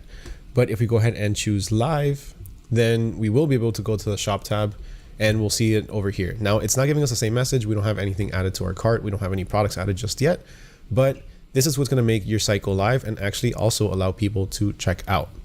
So let's just leave that at live for now because nobody's going to be really going to our website just yet. And if they do, they'll sign right off. And now we actually want to start adding products to our store. So for this, there are going to be 2 ways that we're going to get this done. One is going to be the automatic way, and 2 is going to be the manual way. I'm going to show you how to do it the automatic way, but for the manual way, I'm going to give you a quick overview of how you can do it. So let's say we want to add this translator pen, right? What we're going to have to do is go ahead and take this over here. We're going to have to run over to ChatGPT, or in this case, since I'm using DeepSeek, we're going to go to DeepSeek and ask it for, give me an optimized title for this product. Quotes. Now it's still pretty long, so we can go ahead and shorten it. 123 Language Smart Translator Pen. That's a pretty good brand name. Offline scanning and point reading for teachers and students. We can just simply go ahead with this right here. So Language Smart Translator Pen, or 123. I like that one, 123 Language Smart Translator Pen. Then we copy that, run over to our WordPress dashboard and click on where it says products and then add new product. Now we're gonna fill in here our title. Then we're gonna have to do the same thing for the description. We're gonna have to go to AliExpress, copy over the description, and then paste it in ChatGPT or DeepSeek, have it optimized, paste it over here. Then we're gonna have to fill in our price, our sale price if we choose to have one. Then we're gonna have to go ahead and download all of the pictures, add all of the media up here. But let me actually show you something else, something that's actually a pretty big pain in the butt. When you go to AliExpress and you wanna download any of these images, let's go ahead and right click this one and then click on Save As. It's gonna tell you that it's gonna download as a web page. That is insanely annoying because you can't use that. So instead, you're gonna have to take a screenshot of this right here. And that makes the quality very, very, very low. And we don't want low quality images on our store. But just so you know, this is one way to do it. You are gonna have to do everything manually, add any product tags if you choose to, add a brand. You don't necessarily have to do that, but these are all of the options that you can add. And while it does work, it's very, very time consuming. As you saw, just simply putting in this title, it took a couple of minutes having to optimize it, copy it, and then put it back. Imagine having to do this for 10, 15, 20 different products. It's gonna take you literally a couple of days just to import a few products, like maybe 10 or 15. So with that, we have the other option, which is the automated option. Now for this, what we're gonna do is we're gonna run over to AutoDS. Now, when you go to AutoDS, you can go ahead and click on Start Dropshipping. And at this point, you can sign up for our special promotion for 2 weeks for just $1. And in these 2 weeks, you are gonna have access to most of these features. There are gonna be a few features that are gonna require an extra plan, but you can go ahead and choose those as you go along. Now for this, the first thing that we're gonna do after we're signed up is gonna have to be to add our store. Right now it's showing one of my other stores, but for you, it might show either add store or it'll show your store if you're already signed up. And once you click on it, you'll have the add store option. Now from here, let's go ahead and choose WooCommerce. Now we can go ahead and put in our URL. So for this, we're gonna go back to our website, nookandcircuit.com. Go ahead and copy that over. Paste it in here. Now we need to sign in. All right, go ahead and approve this. And that should be it. Now we can go ahead and select our store. So I'm gonna go ahead and unselect the store that's already there by default, and I'm gonna leave my WooCommerce store, Nook and Circuit selected, click on update. And now I can go ahead and take that link that I wanted. And now this is gonna be a lot easier, trust me. So now what we can do is go back to our product page for the translator pen. So we're gonna go ahead and import, actually not the translator pen, because I'm gonna do that directly from AutoDS, so you can see how that works exactly. But I'm going to import one of these dish racks that we found earlier. I thought it was really cool and really efficient. So I'm gonna go with this one right here. Now let's see kind of how much we can sell this for. So this looks pretty cool, right? So I'm gonna go ahead and right click and do search with Google Lens. I showed you how to do this earlier, but we can also do this to be able to learn how to price our products or how much our competitors are pricing them for. And if we look on Amazon, it's currently running for about $67. It's actually looking like it's this one. So it's probably about 62 bucks.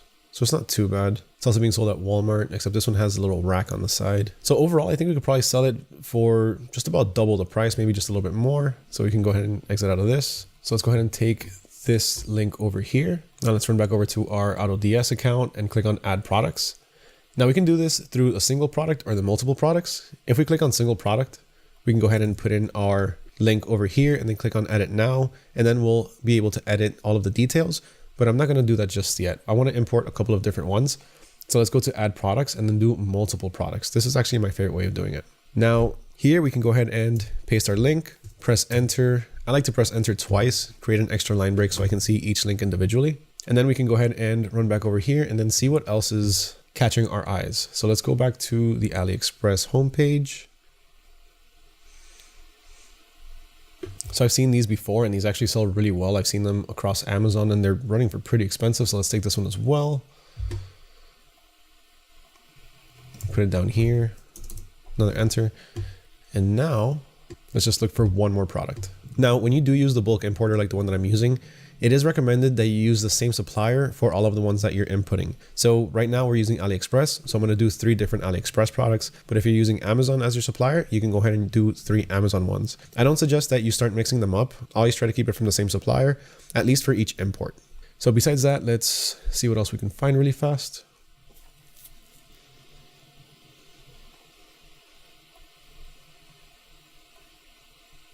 All right, so these sunglasses actually look pretty good. Supposedly they're on sale for $4.33, down from $16. But even if they are at $16, we can still sell them for a pretty good profit. I can see that over on eBay, they're running for about 36. Walmart, they're running for about 33. So we should be good to go with this. So for some reason, I couldn't import it directly from that deals page, but I just simply looked it up and I found another variation of the exact same thing. So here we can go ahead and take this one and then go ahead and put it down there. And now we have all three of our different products, all from AliExpress. As you can see down here, our supplier source is showing as AliExpress and it's shipping from China. So let's go ahead and click on add as draft. And then all three of these products are going to be added to our draft section. Now, in order to see the status of these or in order to edit any of them, we can simply go to the draft section over here. They're still being uploaded, so let's just give it a couple minutes. All right, so two of them have already uploaded. We have the smart sunglasses and the stainless steel cutting board. So let's go ahead and edit these sunglasses because these are pretty cool. So from here, we can edit everything that we need. We can go ahead and edit the title. We can add it to any collections if we need to add it to any of our different collections. We can go ahead and add any tags. Just so you know, these tags are actually for internal use. So you're only going to be able to see this through AutoDS. And what these tags are simply different metrics that you're going to be able to follow for what you're selling. So as you can see, these smart sunglasses can be under consumer electronics, smart electronics, and wearable devices. So when you go to your dashboard, you'll be able to see all of your data through here. Obviously, this is a brand new store. We haven't made any sales yet, but you'll be able to see here all of the different tags and which ones are selling the best. So that way it's going to make it easier for you to see what products for you are winners. But for now, let's run back to the drafts page and let's continue with our sunglasses. So as you saw earlier, we ended up using AI to be able to optimize our title, but you can do that directly from the AutoDS page. So on here, you can go ahead and optimize title with AI. And then you can do both the title and the description, or just the title or just the description. For now, I'm going to show you just the title, and we're going to go to choose a tone. We can go ahead and choose either make it sound more professional, sellable, funny, or optimize it for our social networks like Instagram or TikTok. I'm going to go with more sellable. Then for the temperature, I'm going to leave it at balance. We can have it be more creative or more precise to what we're trying to achieve, but let's do balanced. And what it's going to do is it's going to take the already existing title and it's going to optimize it. So let's go ahead and hit AI rewrite. All right, so now you have the revolutionary smart sunglasses with Bluetooth, hi-fi sound, and UV protection, perfect for outdoor sports. Now this is already sounding a lot better than what we had before, which was smart sunglasses, Bluetooth, call outdoor sports, headphones, hi-fi, blue light, waterproof, anti-UV for men and women. This is just a bunch of keywords mashed together. While this is kind of the same thing, it sounds a lot better. So we can go ahead and leave it like this, or let's go ahead and make it sound a bit more professional and see what the difference is. Bluetooth smart sunglasses with hi-fi headphones, waterproof and UV protection for outdoor sports, unisex design. I actually like this one a lot more. So let's go ahead and click on save. And it already changed it and optimized it. Now we also have the option to change our shipping methods. Here we have three options. We have the cheapest with tracking, and the fastest with tracking. I'm always going to suggest that you go with the cheapest with tracking. If you go with simply the cheapest, you might pay the least amount for shipping, but you're not going to have a tracking number. So if for whatever reason your customer one day decides to open up an item not received case, whether it be true or not, there's no way that you can prove it because you don't have tracking. So you're going to lose that case. So always go with cheapest with tracking, because then on the flip side, fastest with tracking, yeah, you're going to have some pretty speedy shipping, but you might end up paying maybe even a couple $100 just for shipping. So don't go with fastest, don't go with cheapest. Go with the middle option, cheapest with tracking. Unless you know for sure that the fastest option with tracking is going to be affordable, but more than likely it's not. Fastest shipping is always a good $40 to $80 more. Now, besides that, down here, you have your monitoring options. So you have your stock monitoring, your price monitoring, and your auto order. So what the stock monitoring does is it keeps track of your supplier's stock levels. So if it notices that your supplier ran out, then it'll change the inventory on your store to 0. So that way your customers don't place an order and you don't miss out on a sale or have to refund somebody. The price monitoring is pretty much the exact same thing, except for pricing. If your supplier goes up by $1, you can go ahead and set it to go up by that same dollar or by a certain percentage. And then your auto order is going to be if somebody places an order in your store, AutoDS is going to go ahead and automatically place that order with your supplier. Now let's go ahead and check out the description over here really fast. And now we can see that we have our pretty big, long image fill description. I don't like this. So I'm going to just delete these really fast. And I'm going to go ahead and optimize this with AI because this is just way too long. So let's go ahead and click optimize description with AI. Of course, if you're not using AutoDS for your product imports, you can do this by simply copying over the description and pasting it over to ChatGPT, DeepSeek, or Google Gemini. So same thing here. Let's go ahead and use to make it sound professional. The cool thing about the description is that you can use examples. So the AI will pick up what the product is for and it'll give specific use examples for your customers. So it'll say you can use these glasses for listening to music while you're on the go or something like that. And then you can even set it to compare itself to other types of products in the similar niche, which is pretty cool. But I'm just gonna leave it at professional. I'm gonna keep a balanced tone. So let's go ahead and AI write. All right, so now it has all these little pieces of code. Don't worry about that. That's just how it's gonna make a few parts bold and a few parts just regular and how it's gonna lay it out. But here we have the Bluetooth smart sunglasses with hi-fi headphones. Then it has the detail over here. Experience the perfect blend of style and functionality with our Bluetooth smart sunglasses. Now, this already just looks a lot better than the original one. So let's just go ahead and click on save. And as you can see, it's even structured a lot better as well. So this looks pretty good. Simple, straight to the point. Let's go ahead and run over to the variants tab, which this is my favorite tab. And the reason for this is because it's going to take the guesswork out of all of your pricing. And trust me when I say, I used to guess a lot when it came to pricing just because of the fees. So let me show you what I'm talking about. Here we can see that this one's running for $12.08, $12.28, and $12.21. That's going to be how much we're selling these products for. Now, those are the default settings. Don't worry, we're going to increase this a little bit. So let's go ahead and click on edit on the first one. And now we can see that our buy price is $10.38. That's already including shipping. And it's default set to 10% profit with a 3% fees. Profit dollar amount, I like to leave that at 0. So check this out. If we have more fees, let's say that if for whatever reason we're getting charged 13% in fees, it's not the case, but just for an example, we can see that if we want a 10% profit with 13% fees, we can sell this product at $13.12 and we will be taking home $1.04. Now these 13% in fees are already being deducted from this. So that's how much we're actually going to get deposited to our account. Now let's move this back to the default for 3. We can see that now the selling price went down to $11.77. We're still making our 10% profit, which is going to be $1.04.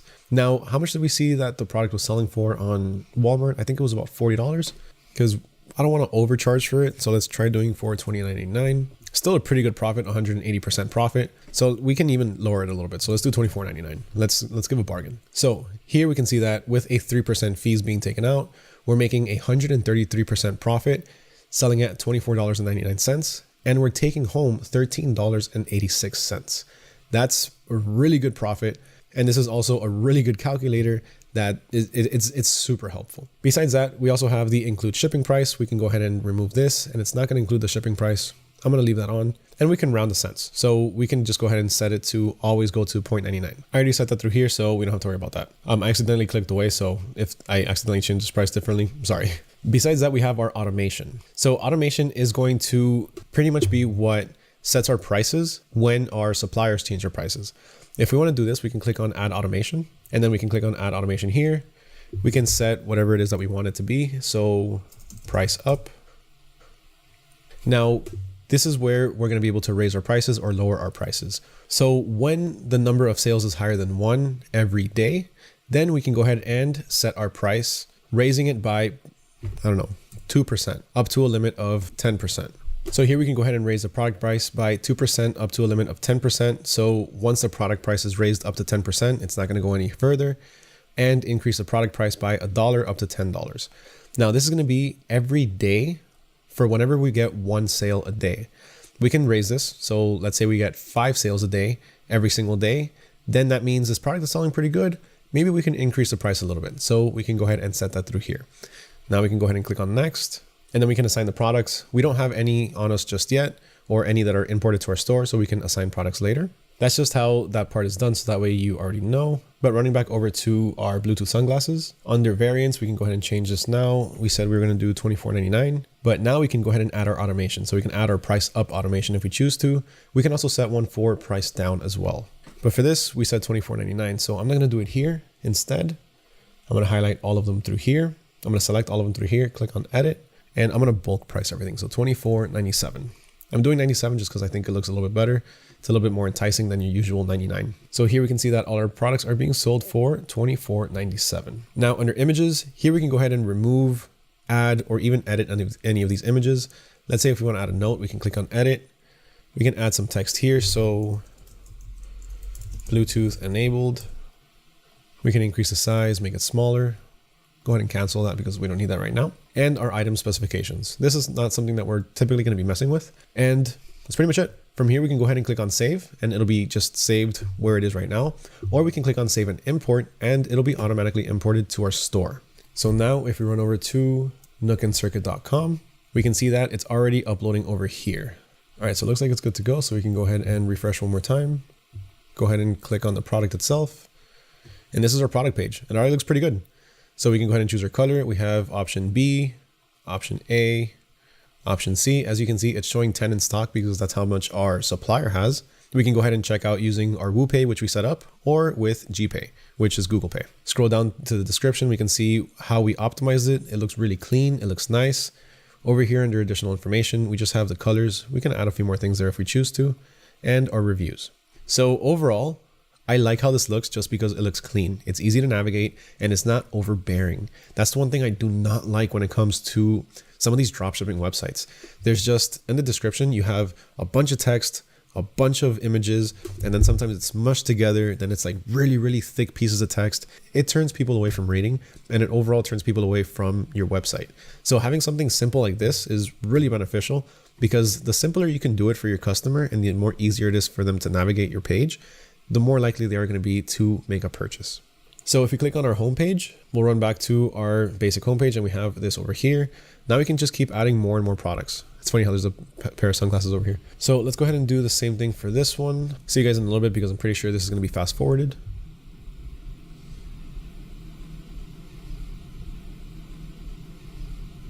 All right, so I added 2 of the products that I had looked at originally. Now I'm gonna add 2 more from the out of the Pick product section. So let's just really quick see what we can find through here.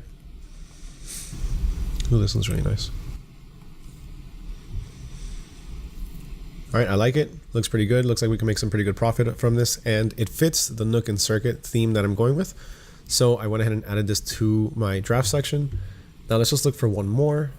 I'm gonna make it different though. I'm gonna go to electronics and gadgets. Ooh, this is pretty cool. A phone projector. Price isn't bad, $17.11. It's not saturated at all. Not too much social media engagement, but that's all right. Let's just see the TikTok ad really fast. With the YT200 home projector, crafted with professional technology for long-lasting entertainment. Simply plug in the cable to the YT200 home projector. Now sit back, relax, and enjoy seamless entertainment without any fuss. Shop now. All right, that looks pretty cool. So I'm gonna go ahead and add this one as well. Now I see people are selling it for about $47, $69, $70. So this most likely does not include shipping. So I think we could sell it for about $70. Even then we could probably just give a bargain and sell it for 50. Yeah, let's do 50. So draft section again, go ahead and check these out.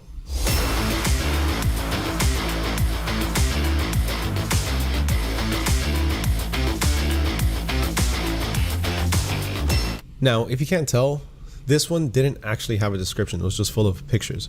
So the cool thing about this is that even if it doesn't have a full-on description, it'll take what is in the title and it'll work around that.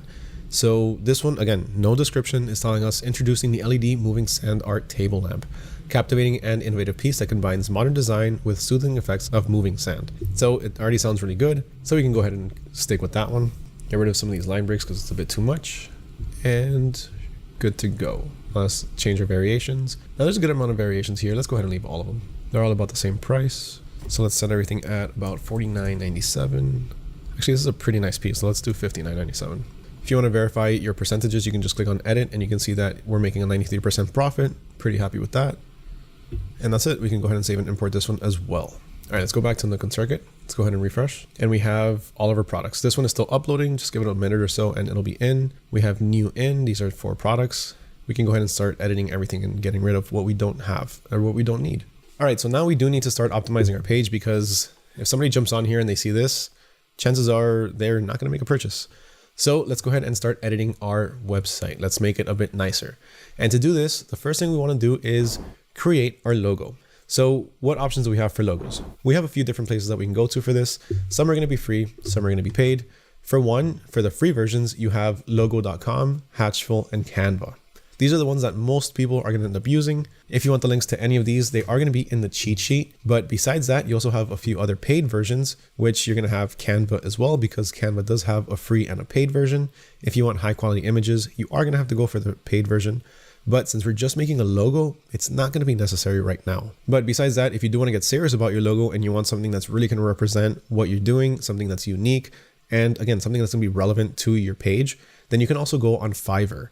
On Fiverr, you can find tons of different freelancers for literally just about anything. And if we just type in logo design, we'll find quite a few different options. And when I say quite a few, I mean quite a few. And they're going to range in prices. You can get anything from anywhere down, starting at 20 bucks, maybe even less than $20, all the way up to a few $100s. Now, you don't need to go with the most expensive, but I don't always suggest going with the cheapest, because I have worked with some of the very cheap ones and they don't really work for the way that I wanted them to. But then again, I'm pretty picky, so you can just try it out, check out the work that they have. Like, look at this one right here. This one starts at $10. And you can see that here are some of the different options or some of the different logos that they've made. They look pretty good. Not my style, but if it's your style, it's something that you can go with. And here they'll tell you what they offer. One logo concept, the PNG, the JPEG, a 3D mockup, which is interesting, and unlimited revisions. For 10 bucks, that's not bad. Now, another option that you have that's paid is also Design Crowd. But honestly, we can just stick to the completely free version of Canva and we'll be good from here.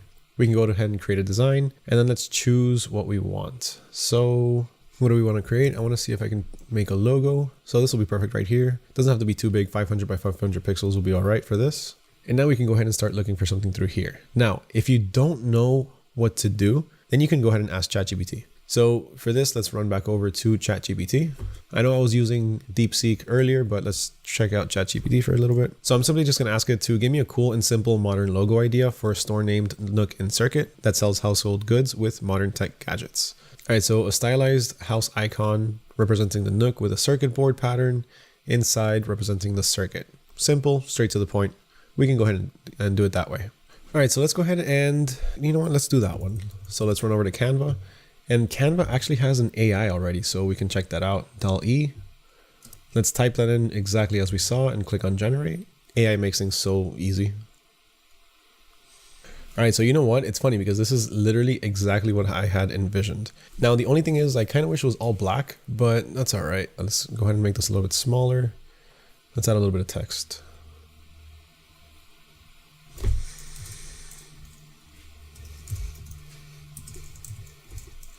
Do something pretty simple, Nook and Circuit.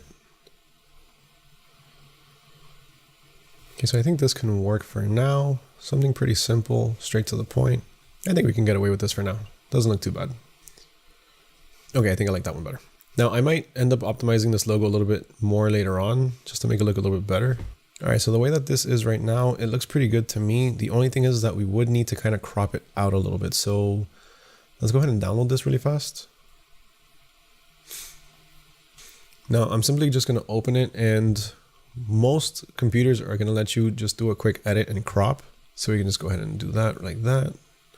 Scooch this over here. There we go. Go ahead and save that. All right, so now we can go back to WordPress. Let's go back to our dashboard actually. Let's go to appearance, themes, and our storefront. Let's go ahead and customize it. So for our logo, what we're going to do is we're going to run over to our site identity, and we're going to upload it over here. All right, so we got that there. You can go ahead and select that one. Let's make sure we got the entire logo over here. All right, so it's pretty much the same thing, except now it just has a little house circuit on the side. It's kind of hard to see, but it kind of looks a little bit better considering that we at least have that little design next to it. Now we're going to have our site title, which is pretty much what we see up here where it says customize Nook and Circuit. It'll just say Nook and Circuit. And then our site icon. Our site icon is going to be this right here where you have the WordPress icon. It's going to be our new logo that we're going to upload. Okay, so for this, I'm just going to go ahead and upload the same logo, except I went ahead and downloaded it, just the house with the circuit board itself. Let's go ahead and select this one. It's good the way it is, so we can go ahead and crop it or skip cropping.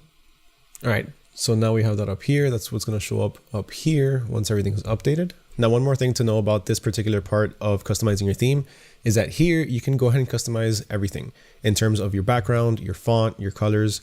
You're going to have all of those options over here. So under site identity, we already went through that. We edited our logo and we changed our favicon up here.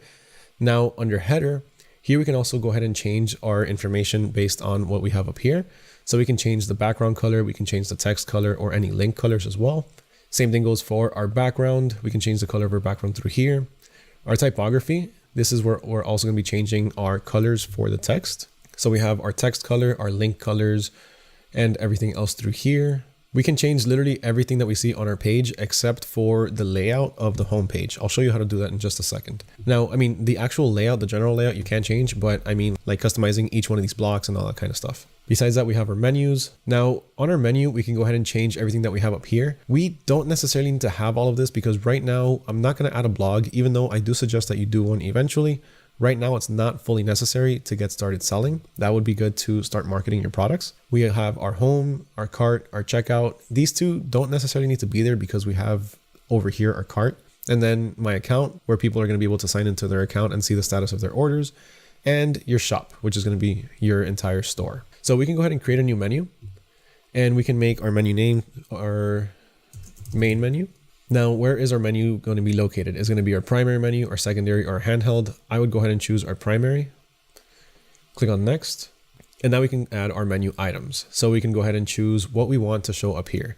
So homepage, we can add that or we can leave it off and just have people click on our logo. Most likely people know how to do that already. That's pretty standard practice. But we can leave that on there if we choose to. My account, we can go ahead and leave that there. So I'm going to go ahead and choose these. I'm going to go ahead and choose the home page, and let's leave the blog and the my account. I'm not going to leave the checkout and the cart. Let's go ahead and leave the shop so that way we can have access to our entire shop page. And that's pretty much it. So as you can see here, it already updated live. Homepage, blog, my account, and shop. Let's move the blog though all the way to the bottom and shop to the second one. Oh, I accidentally added it as a sub. So let's just move it back. Make it its own thing. Just so you know, you can add a sub account. So let's say if we want shop to be under homepage, we can go ahead and put it there. And then they'll have to click on the homepage to have access to the shop. But we don't need to do that. It just overcomplicates things. So from here, we can go ahead and click on publish and it'll be official on our store. So let's move back from here. Then you also have a few other things like, let's say a few widgets. You can go ahead and add a few things under your sidebar or on the sidebar, which would be here on the side. Below your header, which would be in between the welcome and the header up here. And just a bit more stuff that will help you customize your store. The only other one that would be important would be your WooCommerce site over here, where you can go ahead and add a store notice. So any notice that you want your customers to know. Your product catalog, you can go ahead and change it. A product page. With the product page, the cool thing is that you have your sticky add to carts. So you're always going to have that little add to cart button that follows you.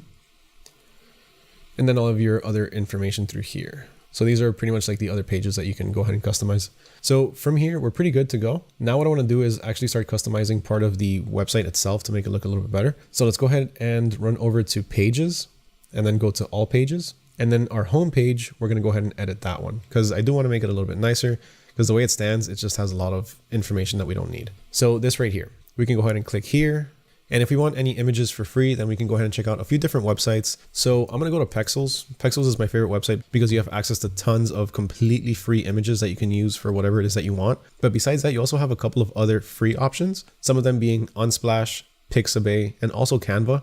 But in terms of quality, I think Pexels is going to be the best. But then also as far as paid options to be able to get some of these different banners, you're going to have Fiverr, Shutterstock, FreePic, and also Canva. Now, you can go ahead with any of those paid versions. You're going to have some pretty high quality images and some more unique ones, but you can find what you need through Pexels. So I'm going to do a modern home interior. I'm kind of leaning at this point more towards a modern home style store. But of course, we're going to be selling a little bit of everything because we do want to just end up seeing what works for us. So let's look for horizontal and let's see what we can find through here. So which one of these are going to fit our page? I'm kind of thinking this one right here, to be honest with you. It looks nice. Let's see if we can find something a bit more modern.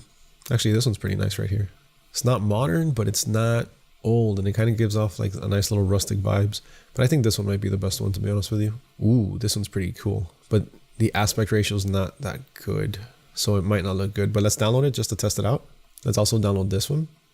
And let's download this one just so we can see. So if we want to go ahead and change this cover image, all we have to do is go ahead and click on it. And then up here, we can go ahead and click on replace and then just upload our image.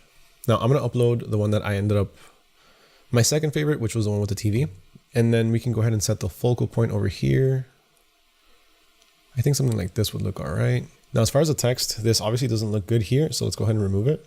Or you know what? We can actually change it. So we can do welcome to your Nook. Let's go ahead and delete the other ones. We don't need these. I think we should add a nice little background to that so it actually stands out. Let's make it a bit bold. Okay, so this kind of looks all right for now. It looks pretty acceptable. We can get away with it. So now here we have the other blocks. Let's go ahead and save this really fast. And for some reason this isn't showing, so let's try to refresh. Okay, so this still isn't showing too well. So what we can do here is just simply click on each one of these blocks, and then we can go ahead and remove what we don't want. So I don't want all of this extra information, and I only want the first 4. So we can go ahead and do just one row. All right, then we have we recommend. This one we don't need right now. So this we can just go ahead and delete it. Same thing for this one down here. Fan favorites, we can also get rid of that one for now. So I'm really just getting rid of all of the extra add-ons because we don't need all of this extra stuff because it's just being repeated over and over. Okay, so let's save it and let's see how it looks.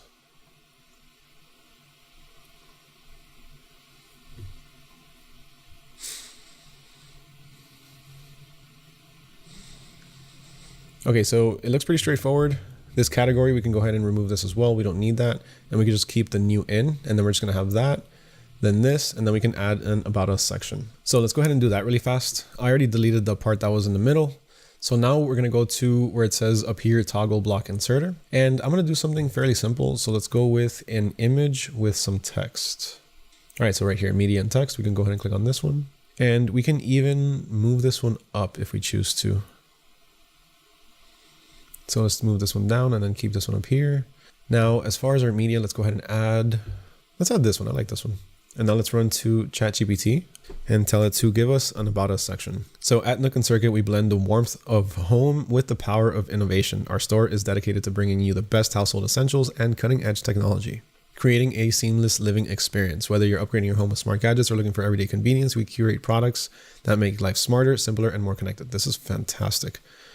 So let's go ahead and copy all of this. Now here under content, I'm going to go ahead and type in what we just got. So that already looks pretty good. I think this might be a little bit too much. So let's remove that last sentence. Perfect. All right, so let's go ahead and click on save. Oh wait, this right here, this new in, we need to move this also. So let's bring this down one more. Perfect. All right, so let's see how we're looking like so far. Let's go ahead and refresh this.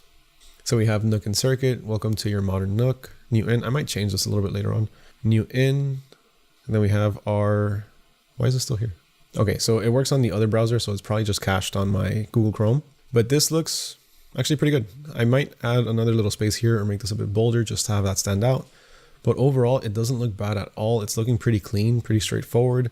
Kind of iffy about this though. Might change this a little bit later on. Same thing with that text. Let's check one of these product pages really fast. Okay, it looks good. Although I'm probably gonna end up deleting that. Okay, so now that I'm actually thinking about it, we did miss a couple of things that we should add. So let's go ahead and add those really fast. So let's run back over to the appearance and themes, and let's add a frequently asked questions, just in case anybody has any questions on our shipping policies or anything like that. We can go ahead and answer the questions directly on there. So let's run back to our menus, go to main menu, and then add another item here. So let's do a new page and let's put facts for frequently asked pages, for frequently asked questions. And then let's also do, we don't need policies because those are usually going to be on the footer. So I think we're good at this part. All right, so it's just this one more that we needed to add. All right, so we're just gonna go ahead and create our frequently asked questions page, and we're gonna do one policy page really fast on our footer, and then we're gonna move on to the next section. We're gonna do just one of these, and if you're gonna add any more pages, then you can really just repeat the process. So right now I'm over at ChatGPT, and I'm telling it to create a fact section that includes the shipping time is about 1 to 2 weeks with a 3 to 5 day handling time. Include that they can contact us at our email and our phone number, include our return policy, and I gave it the information on our return policy, and anything else that it might think would be beneficial to include in our facts page. So let's go ahead and see what ChatGPT gives us. Perfect. So it's already starting off at the perfect format. It's already giving us a question followed by our answer. I like this too. It's also including a couple of cool little emojis. Look at that. Do we offer international shipping? That's good. Currently, we only ship within the United States. It already read my mind. ChatGPT is crazy. What if I receive a damaged or defective item? Please contact us within 48 hours of delivery. That's good. Can I cancel or modify an order after placing it? All right, so everything else here, do you offer warranties on your tech products? That's actually a very interesting one. And discounts and promotions. Subscribe to our newsletter to follow us on social media. Nice. All right, so everything here looks really good. Now, if there's anything that we want to change, we can either just simply change it ourselves, or we can tell ChatGPT to make the change for us. But right now, everything looks pretty good. So let's go ahead and take this information. We can go ahead and copy it. Now let's run over to our frequently asked questions page. So for this, we're going to go to our WordPress dashboard and we're going to look for our pages. So over here, we're going to click on all pages. And then we're going to click into our fact page over here. Go ahead and click on edit. And now we can start typing in directly from here. So we can just go ahead and paste it in. And all right, so that looks good. Everything looks pretty good. Everything looks pretty straight. Why is this wrong? Oh, comma. Okay. All right, so this looks good as it is. So let's go ahead and save. Let's run back over to our website, refresh. Click on the frequently asked questions tab. And there we go. All right, so now, like I said, let's just do one more page. And I'm just telling it to create a policy page based on our return policy. Perfect. So it's giving us our shipping policy, our return and exchange policy, damaged or defective items. Okay, so it's only giving us for return. So let's do. All right, while that is generating, I'm actually going to go ahead and create another page, which is going to be our policy page. So let's just put our return policy. And we can take the return policy from here. Obviously, I'm just copying and pasting right now, but we are going to go ahead and make sure that we read over everything and make sure that everything is accurate, such as our information, which this should always be good because ChatGPT is good with that. But we also want to make sure that our exchange and our return information is all accurate as well. So this one good. So we can go ahead and publish this.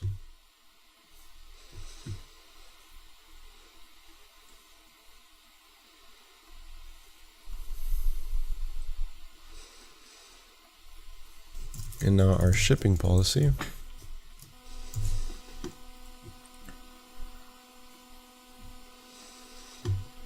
Now, if you run back over to our Nook and Circuit website, we're not going to see that here because we don't have it activated anymore.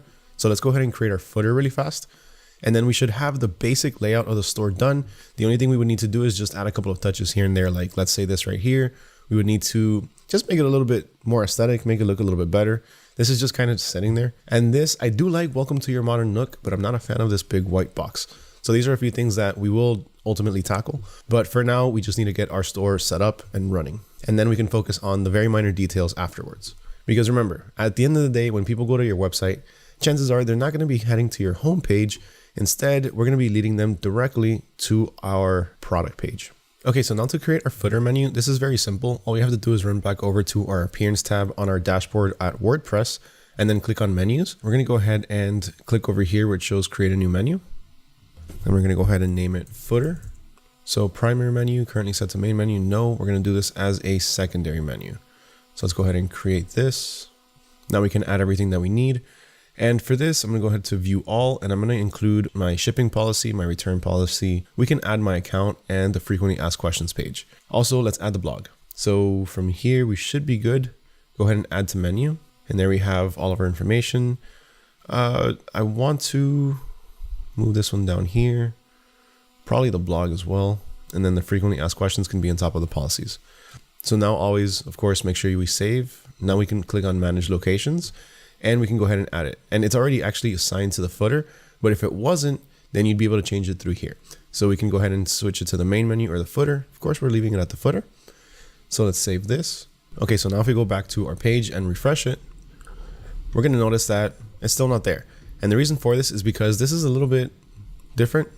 So WordPress doesn't necessarily give you a footer menu option to be able to add on there or automatically add it in the first place, which I find kind of strange. But it's a pretty quick fix. All we really have to do from here is run back over to our themes, click on customize. Then we're going to look over here where it says widgets. So let's click on that. And here we can find the footer column 1, 2, 3, and 4. So I'm just going to go ahead and add it under column number 2. Then we're going to click on add. We can go ahead and search up menu. And then we're going to click on navigation menu. And then we're going to select our footer from here. So now if we scroll down, we'll see it through here. Now, as you can see, it is on kind of the middle. We can go ahead and edit that a little bit.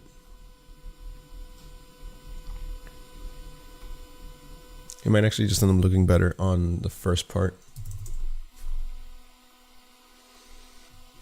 Yeah, so it kind of looks better there. We are going to have a little bit of empty space here on the side, but we can always fill that up with a few other things, like let's say our payment processors. A lot of people have payment processors on here. Same thing goes for social media. Any social media links can also go down here as well, maybe in the second and third column, so that way this can be filled up. Again, these are a few of the extra things that we are going to end up doing, but just a little bit later on, because again, it's not necessarily the most important at this time.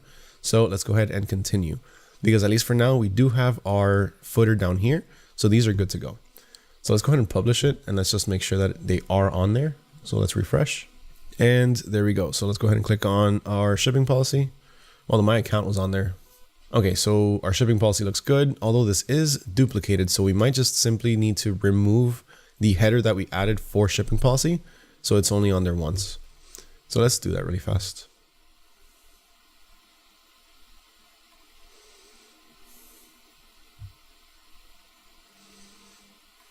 Okay, so the frequently asked questions page is good. So let's check it out one more time. Let's go ahead and click on our return policy. And there we go. All right, so it looks pretty good. We might want to bold this, but it's all right for now.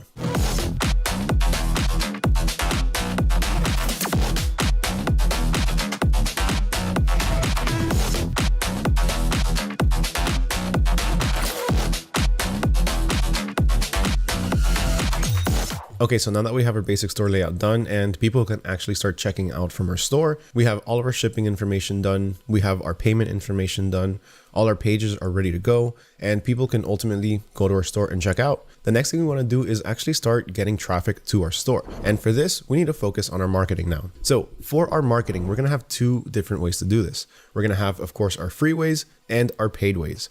My personal favorite is always a free way. I really like making content. I like ordering products to my house and making videos that way. But I understand that not everyone likes to do this. I suggest that you do give it a couple shots. You don't have to show your face, but it's not for everybody. So for now, let's go ahead and start with the free options. And for this, you are going to have, of course, your organic videos. So just do as I do.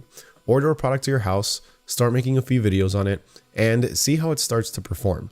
Then you're going to have to start making adjustments on that video based on how it does. Now, I did show you earlier a few different examples of videos that you can do, a few different structures for videos that you can go with that we found through AutoDS, through the handpicked product section. Besides that, you can always go to TikTok, search up the hashtag TikTok made me buy it, and include your niche, and then see what people are doing on their videos, and then do something similar. Pretty much the easiest way to go about this is think about a pain point, and then think about how your product can solve it. Now, if you don't know how to structure a video this way, just go to ChatGPT and simply ask it. So I'm just asking ChatGPT really fast to give me a short, less than 20 seconds viral video idea to promote a mini wireless thermal printer. I'm going with that one just because I do actually have one of those right here. So let's go ahead and finish. Let's see, mini wireless thermal printer. It can be used to print small thermal stickers. It's Bluetooth enabled and has its own app. I want to show you can take it anywhere. I misspelled you, but doesn't matter. So let's see what ChatGPT tells us. So first off, start off with some pretty upbeat, trendy music. The first scene is going to be about 3 seconds. Close up of the mini wireless printer fitting into a pocket or a small bag. Okay. Tiny but powerful, your powerful sticker printer. Oh, so in this case, it's targeting people that want to print stickers. Quick cut of it being used in different places: a cafe, a car, a park, an airplane tray, etc. User selects a design on the app and prints instantly via Bluetooth. Print anywhere, no ink, no hassle. This is already up to 7 seconds. Then we have up to 12. Close up of the stickers being used. So putting it on any products on your label. So putting labels on jars, decorating a gerbil, decorating a journal, customizing a laptop, and drops the printer back into the bag. Super portable. Call to action: get yours now. Start printing anywhere on our website. Pretty straightforward, pretty straight to the point. This is something that's very easy to achieve because all you need is a phone. So like it says here, right? Quick cuts of it being used in different places. So you can go ahead and go to your kitchen, record it being used there. Just have a background of maybe your stove or your coffee maker. Then you can go to simply outside, anywhere outside, and then show it being used there. These clips are literally going to take less than a second. It's going to be really, really fast, and it's going to be like a quick mashup, like prints over here, prints over here, prints over here. You know what? I'm going to go ahead and make one, and I'm going to have it for you at the end of this video, so that way you guys can check it out. So just make sure you stay tuned for that. So if that's the case, I do need to go ahead and actually copy this and make sure I remember. All right, cool. So I'm going to make that one for you guys so you can check it out later on.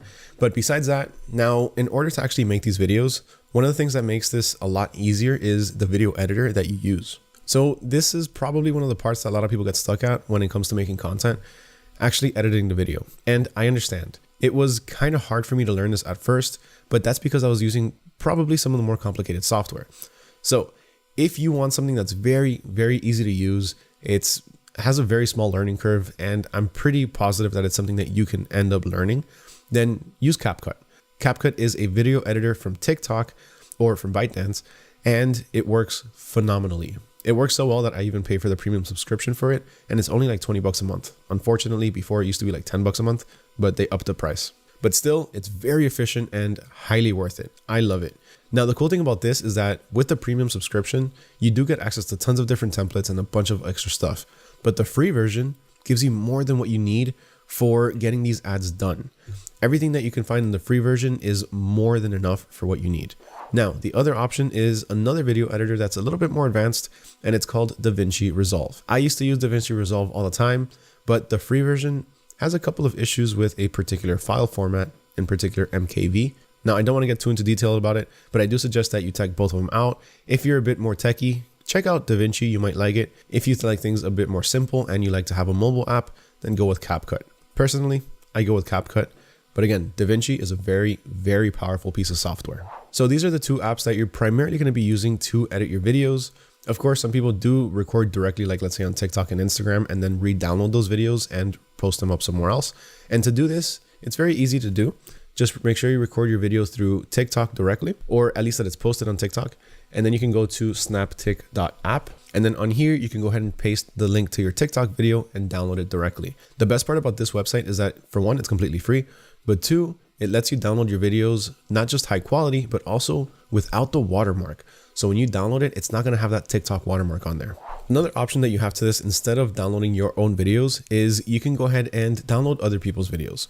But I don't suggest that you just simply download them and repost them as is. You should be making a few edits to them. At least add a couple of filters, add a couple of effects, add some transitions, maybe cut it a couple places, add some text. It's not a good idea. It's never a good idea to download somebody else's video and just repost it. Yes, it has been done before.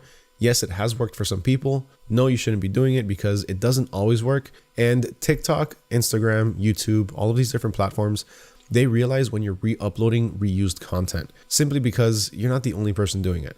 So chances are it's probably not going to perform. A lot of the times when somebody re-uploads a video and it's the exact same thing as somebody else's, it's going to get less than maybe even 100 views, if that. So always come up with original quality content.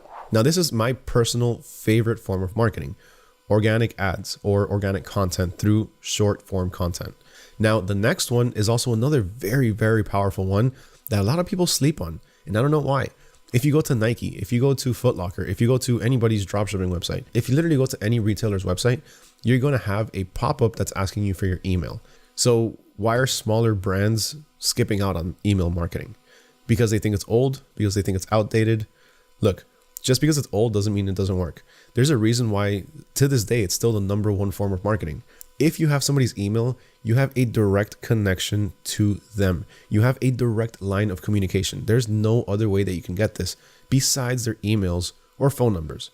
But nobody really wants to give out their phone numbers because nobody wants people calling them. Emails, not as much. Emails, a lot of people are more flexible with. And if you offer them an incentive, if you offer them 10% off of your first order, then chances are they're going to go ahead and sign up for that email newsletter, and you're going to have access to one more person in your email list. So don't sleep on email marketing. There's tons of different apps. There's tons of different plugins and extensions that help you do this. As you saw when we signed up for WordPress, we had the option to already have one installed and included in our package. So don't sleep on it. It's something that's very, very efficient. And again, there's a reason why literally every single retailer out there does this. Besides that though, another option that you have is blogs. Now, blogs can be used in a couple of different ways. So one of the cool things about WordPress is that WordPress was actually meant to be originally a blog website long time ago, back when, like, let's say Amazon was just for books, right? But it's evolved a lot from then. but it's still, like I said at the beginning, a content management system at its heart. So you can go ahead and create blogs on there pretty effortlessly. You can make them look really good. And the best part about this is that it's going to bring in free organic traffic. The way that you can structure some of these different blogs would be, let's say, the same way that you would structure a video. Talk about a particular pain point and then offer your product as a solution. You can maybe create a 10 best products page for the 10 best products for your house, the 10 best, most innovative products to have around the house that help you out with cleaning, entertainment, whatever it may be. And then list a few different products and include yours on there. Now, the way that this is going to work is that, for one, if you have a question or a topic on there that people are searching for, Google is going to recommend your blog to them. So it's going to give you free SEO search traffic. Not just that, but if you keep building up your blog, Google is going to realize this person or this website, they know what they're talking about. They've been talking about these particular pain points. They've been talking about these particular topics, and that's what they really focus on. So it looks like they're a pretty authoritative figure in the industry or in the niche. So let's push up their content even further. And that's how you're going to start ranking higher on Google, going from the third or second page to the first page. And we all know that if you're on the first page of Google, then you're getting a lot of traffic because that's where everybody sticks to. A few people go to the second page, barely anybody goes to the third page. All right, so that's going to be for the free options. Now, next up, we have the paid options. For the paid options, we have a few similar options actually. So one of them is going to be also with content marketing or with videos. So instead of you making the videos, you can outsource these videos. You can go to Fiverr and you can find a UGC creator, or you can look for influencers on Instagram, TikTok, or YouTube and send them a product in exchange for a video review, or a few shoutouts. Now, on that same note, you can also start running ads for your different videos, whether it be on TikTok, Instagram, Facebook, or even Snapchat. You can run paid ads on all of these platforms to bring in more customers to your store. You're essentially making commercials at this point. And another form of paid marketing, which is also an ad, but it's not necessarily going to be content related, at least not in video, is going to be Google ads. You can start running Google ads for your products, and then whenever somebody searches up anything relevant, it'll come up for them. Now, the cool thing about Google ads is that these ads aren't going to pop up just on Google when somebody searches for it. They can pop up almost anywhere on the internet whenever anybody's surfing any other website, if of course it's relevant. All right, so we started marketing our products. We started making a few videos. We started running a few ads. So now we started getting a few orders. So how do we fulfill these? Well, these are going to be the two different ways that you can do this. The first one is going to be the manual way. Now, this is going to consist of simply going to your supplier. Let's say in this case, we're going to be sourcing it from AliExpress. We can go ahead and add it to the cart. Then we can check out. Now here we're going to go ahead, instead of adding our information, we're going to add our customer's information. Then we're going to go ahead and pay for this using our credit or debit card or our banking information, whatever it may be. And then once the order is fulfilled and it is sent out to the customer, we're going to take that tracking number and then update our customers with it. So over here on the WordPress dashboard, we're going to go ahead and click on orders. We don't have any at the moment, but this is where you would be going. You would see your order on here and you'll have the option to fulfill it and add your tracking number. Now, this is fine. It's not going to take too long. It'll probably take a couple of minutes to get done, but this opens you up for a lot of human errors. And not just that, if you're getting ads and you're scaling, if you're getting maybe 10, 15, 20, 30 orders a day, then this is going to start to be very time consuming. This has happened to me in the past where I've had a few orders in my store and I'm just there fulfilling them manually. And once I'm done, I'm good to go. A few days later, I realized that the product was never shipped out to the right customer. At least one of them wasn't. And that's because my finger slipped and instead of hitting a 5, I hit the 4. And that product, or at least one of the orders that I fulfilled that day, went to a completely different person. And there's no way that I can get that back. There's no way that I'm going to be able to contact them to have it shipped out to somebody else.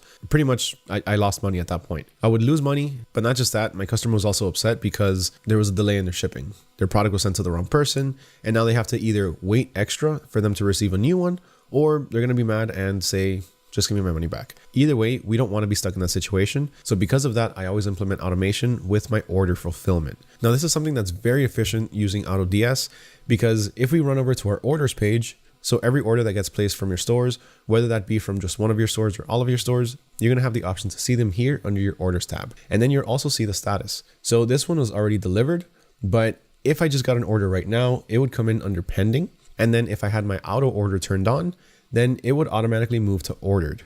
Once a supplier provides tracking, it would move over to shipped. Once it's delivered, it would go to delivered. If for whatever reason it's canceled or we want to cancel it, we can go ahead and click on cancel. And then if we need to return the product, this is the best part, or not the best part, but this is a very efficient part. If we need to return our product, or if our customer needs to return the product, we just hit on request return. And in this case, within 24 hours, if it's approved, which usually it is, unless it's some sort of policy violation for whatever reason, then you're going to have a shipping label in your inbox that you can forward to your customer. So that way they can send it back. Now, I showed you earlier the sourcing requests, but here you can actually see how it works. So if we want to request sourcing for any one of our orders, we're going to see it over here. We can go ahead and click on request sourcing. And then we're going to click on sourcing request over here. And then this is automatically going to be sent out to the different suppliers. And then within 24 hours, we'll receive a few different suppliers to choose from. Now, in order for these orders to actually be fulfilled, we are going to need to pay for them, of course.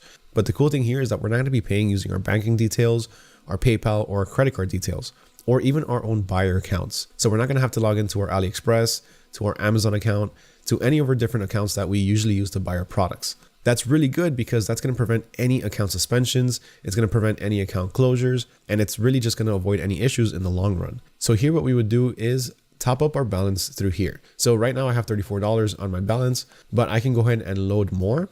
We can load either 50, 100, all the way to 1,000.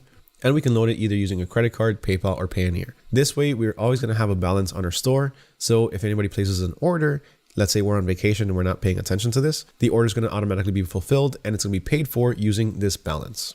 Now, to make sure that all of our shipping settings are on point and everything is correct, we want to make sure that we go to our settings page down here. So that way, whenever somebody does place an order and our order gets fulfilled, we have everything correctly set up. So here we're going to go ahead and select our store. So in this case, we're selecting our Nook and Circuit store. So now all of these suppliers down here, these are the suppliers that we're working with. So some of our products are going to come from AliExpress, some might come from Amazon, some would come from the AutoDS marketplace or our Chinese warehouse. Now, depending on where we're having our order shipped from, we might want to have different settings for AliExpress versus for Amazon. Now, currently on our Nook and Circuit store, we only have AliExpress.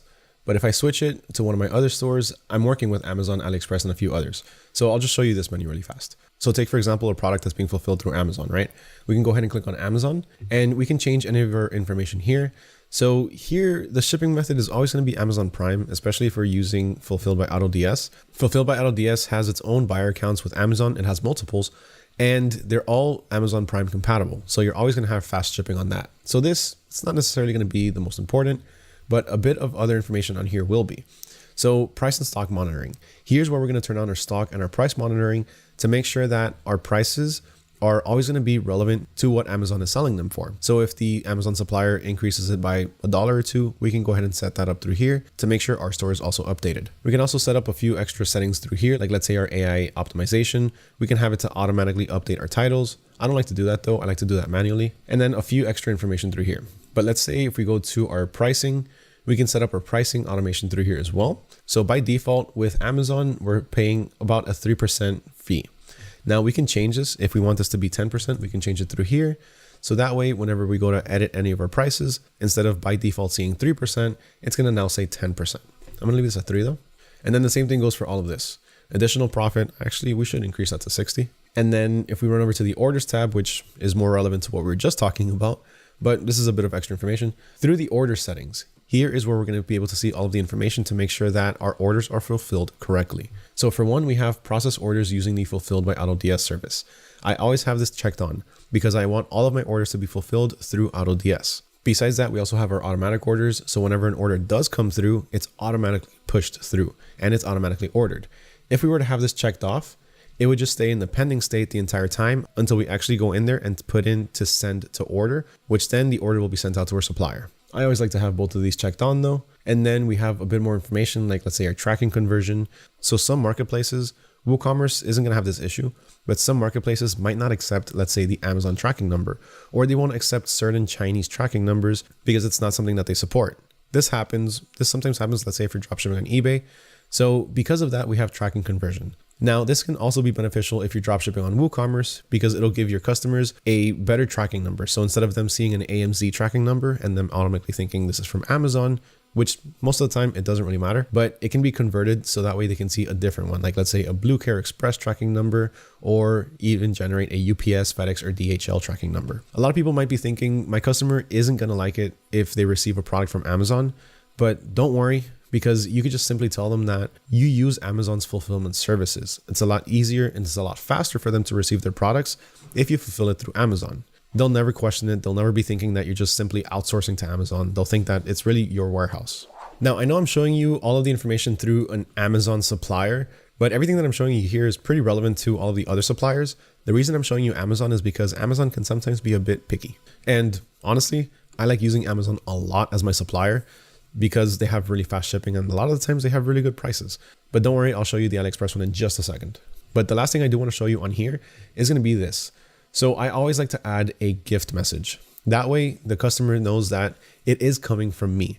So to do this, we can just go ahead and click on edit. And then instead of having thank you for buying from us, we can go ahead and add something a bit more personal, like this is Mario from Nook and Circuit. Thank you so much for checking out our store. Huge thank you for making a purchase. You are receiving this product through Amazon because this is what we use as our fulfillment service. So once again, thank you for your order. If you have any questions, if you have any concerns, please email us at this. That's it.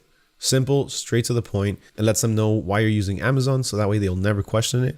And it's a nice little thank you message. So this is something that's always really good to have. And then the last tab through general, this isn't necessarily something that you have to worry about when it comes to the weight.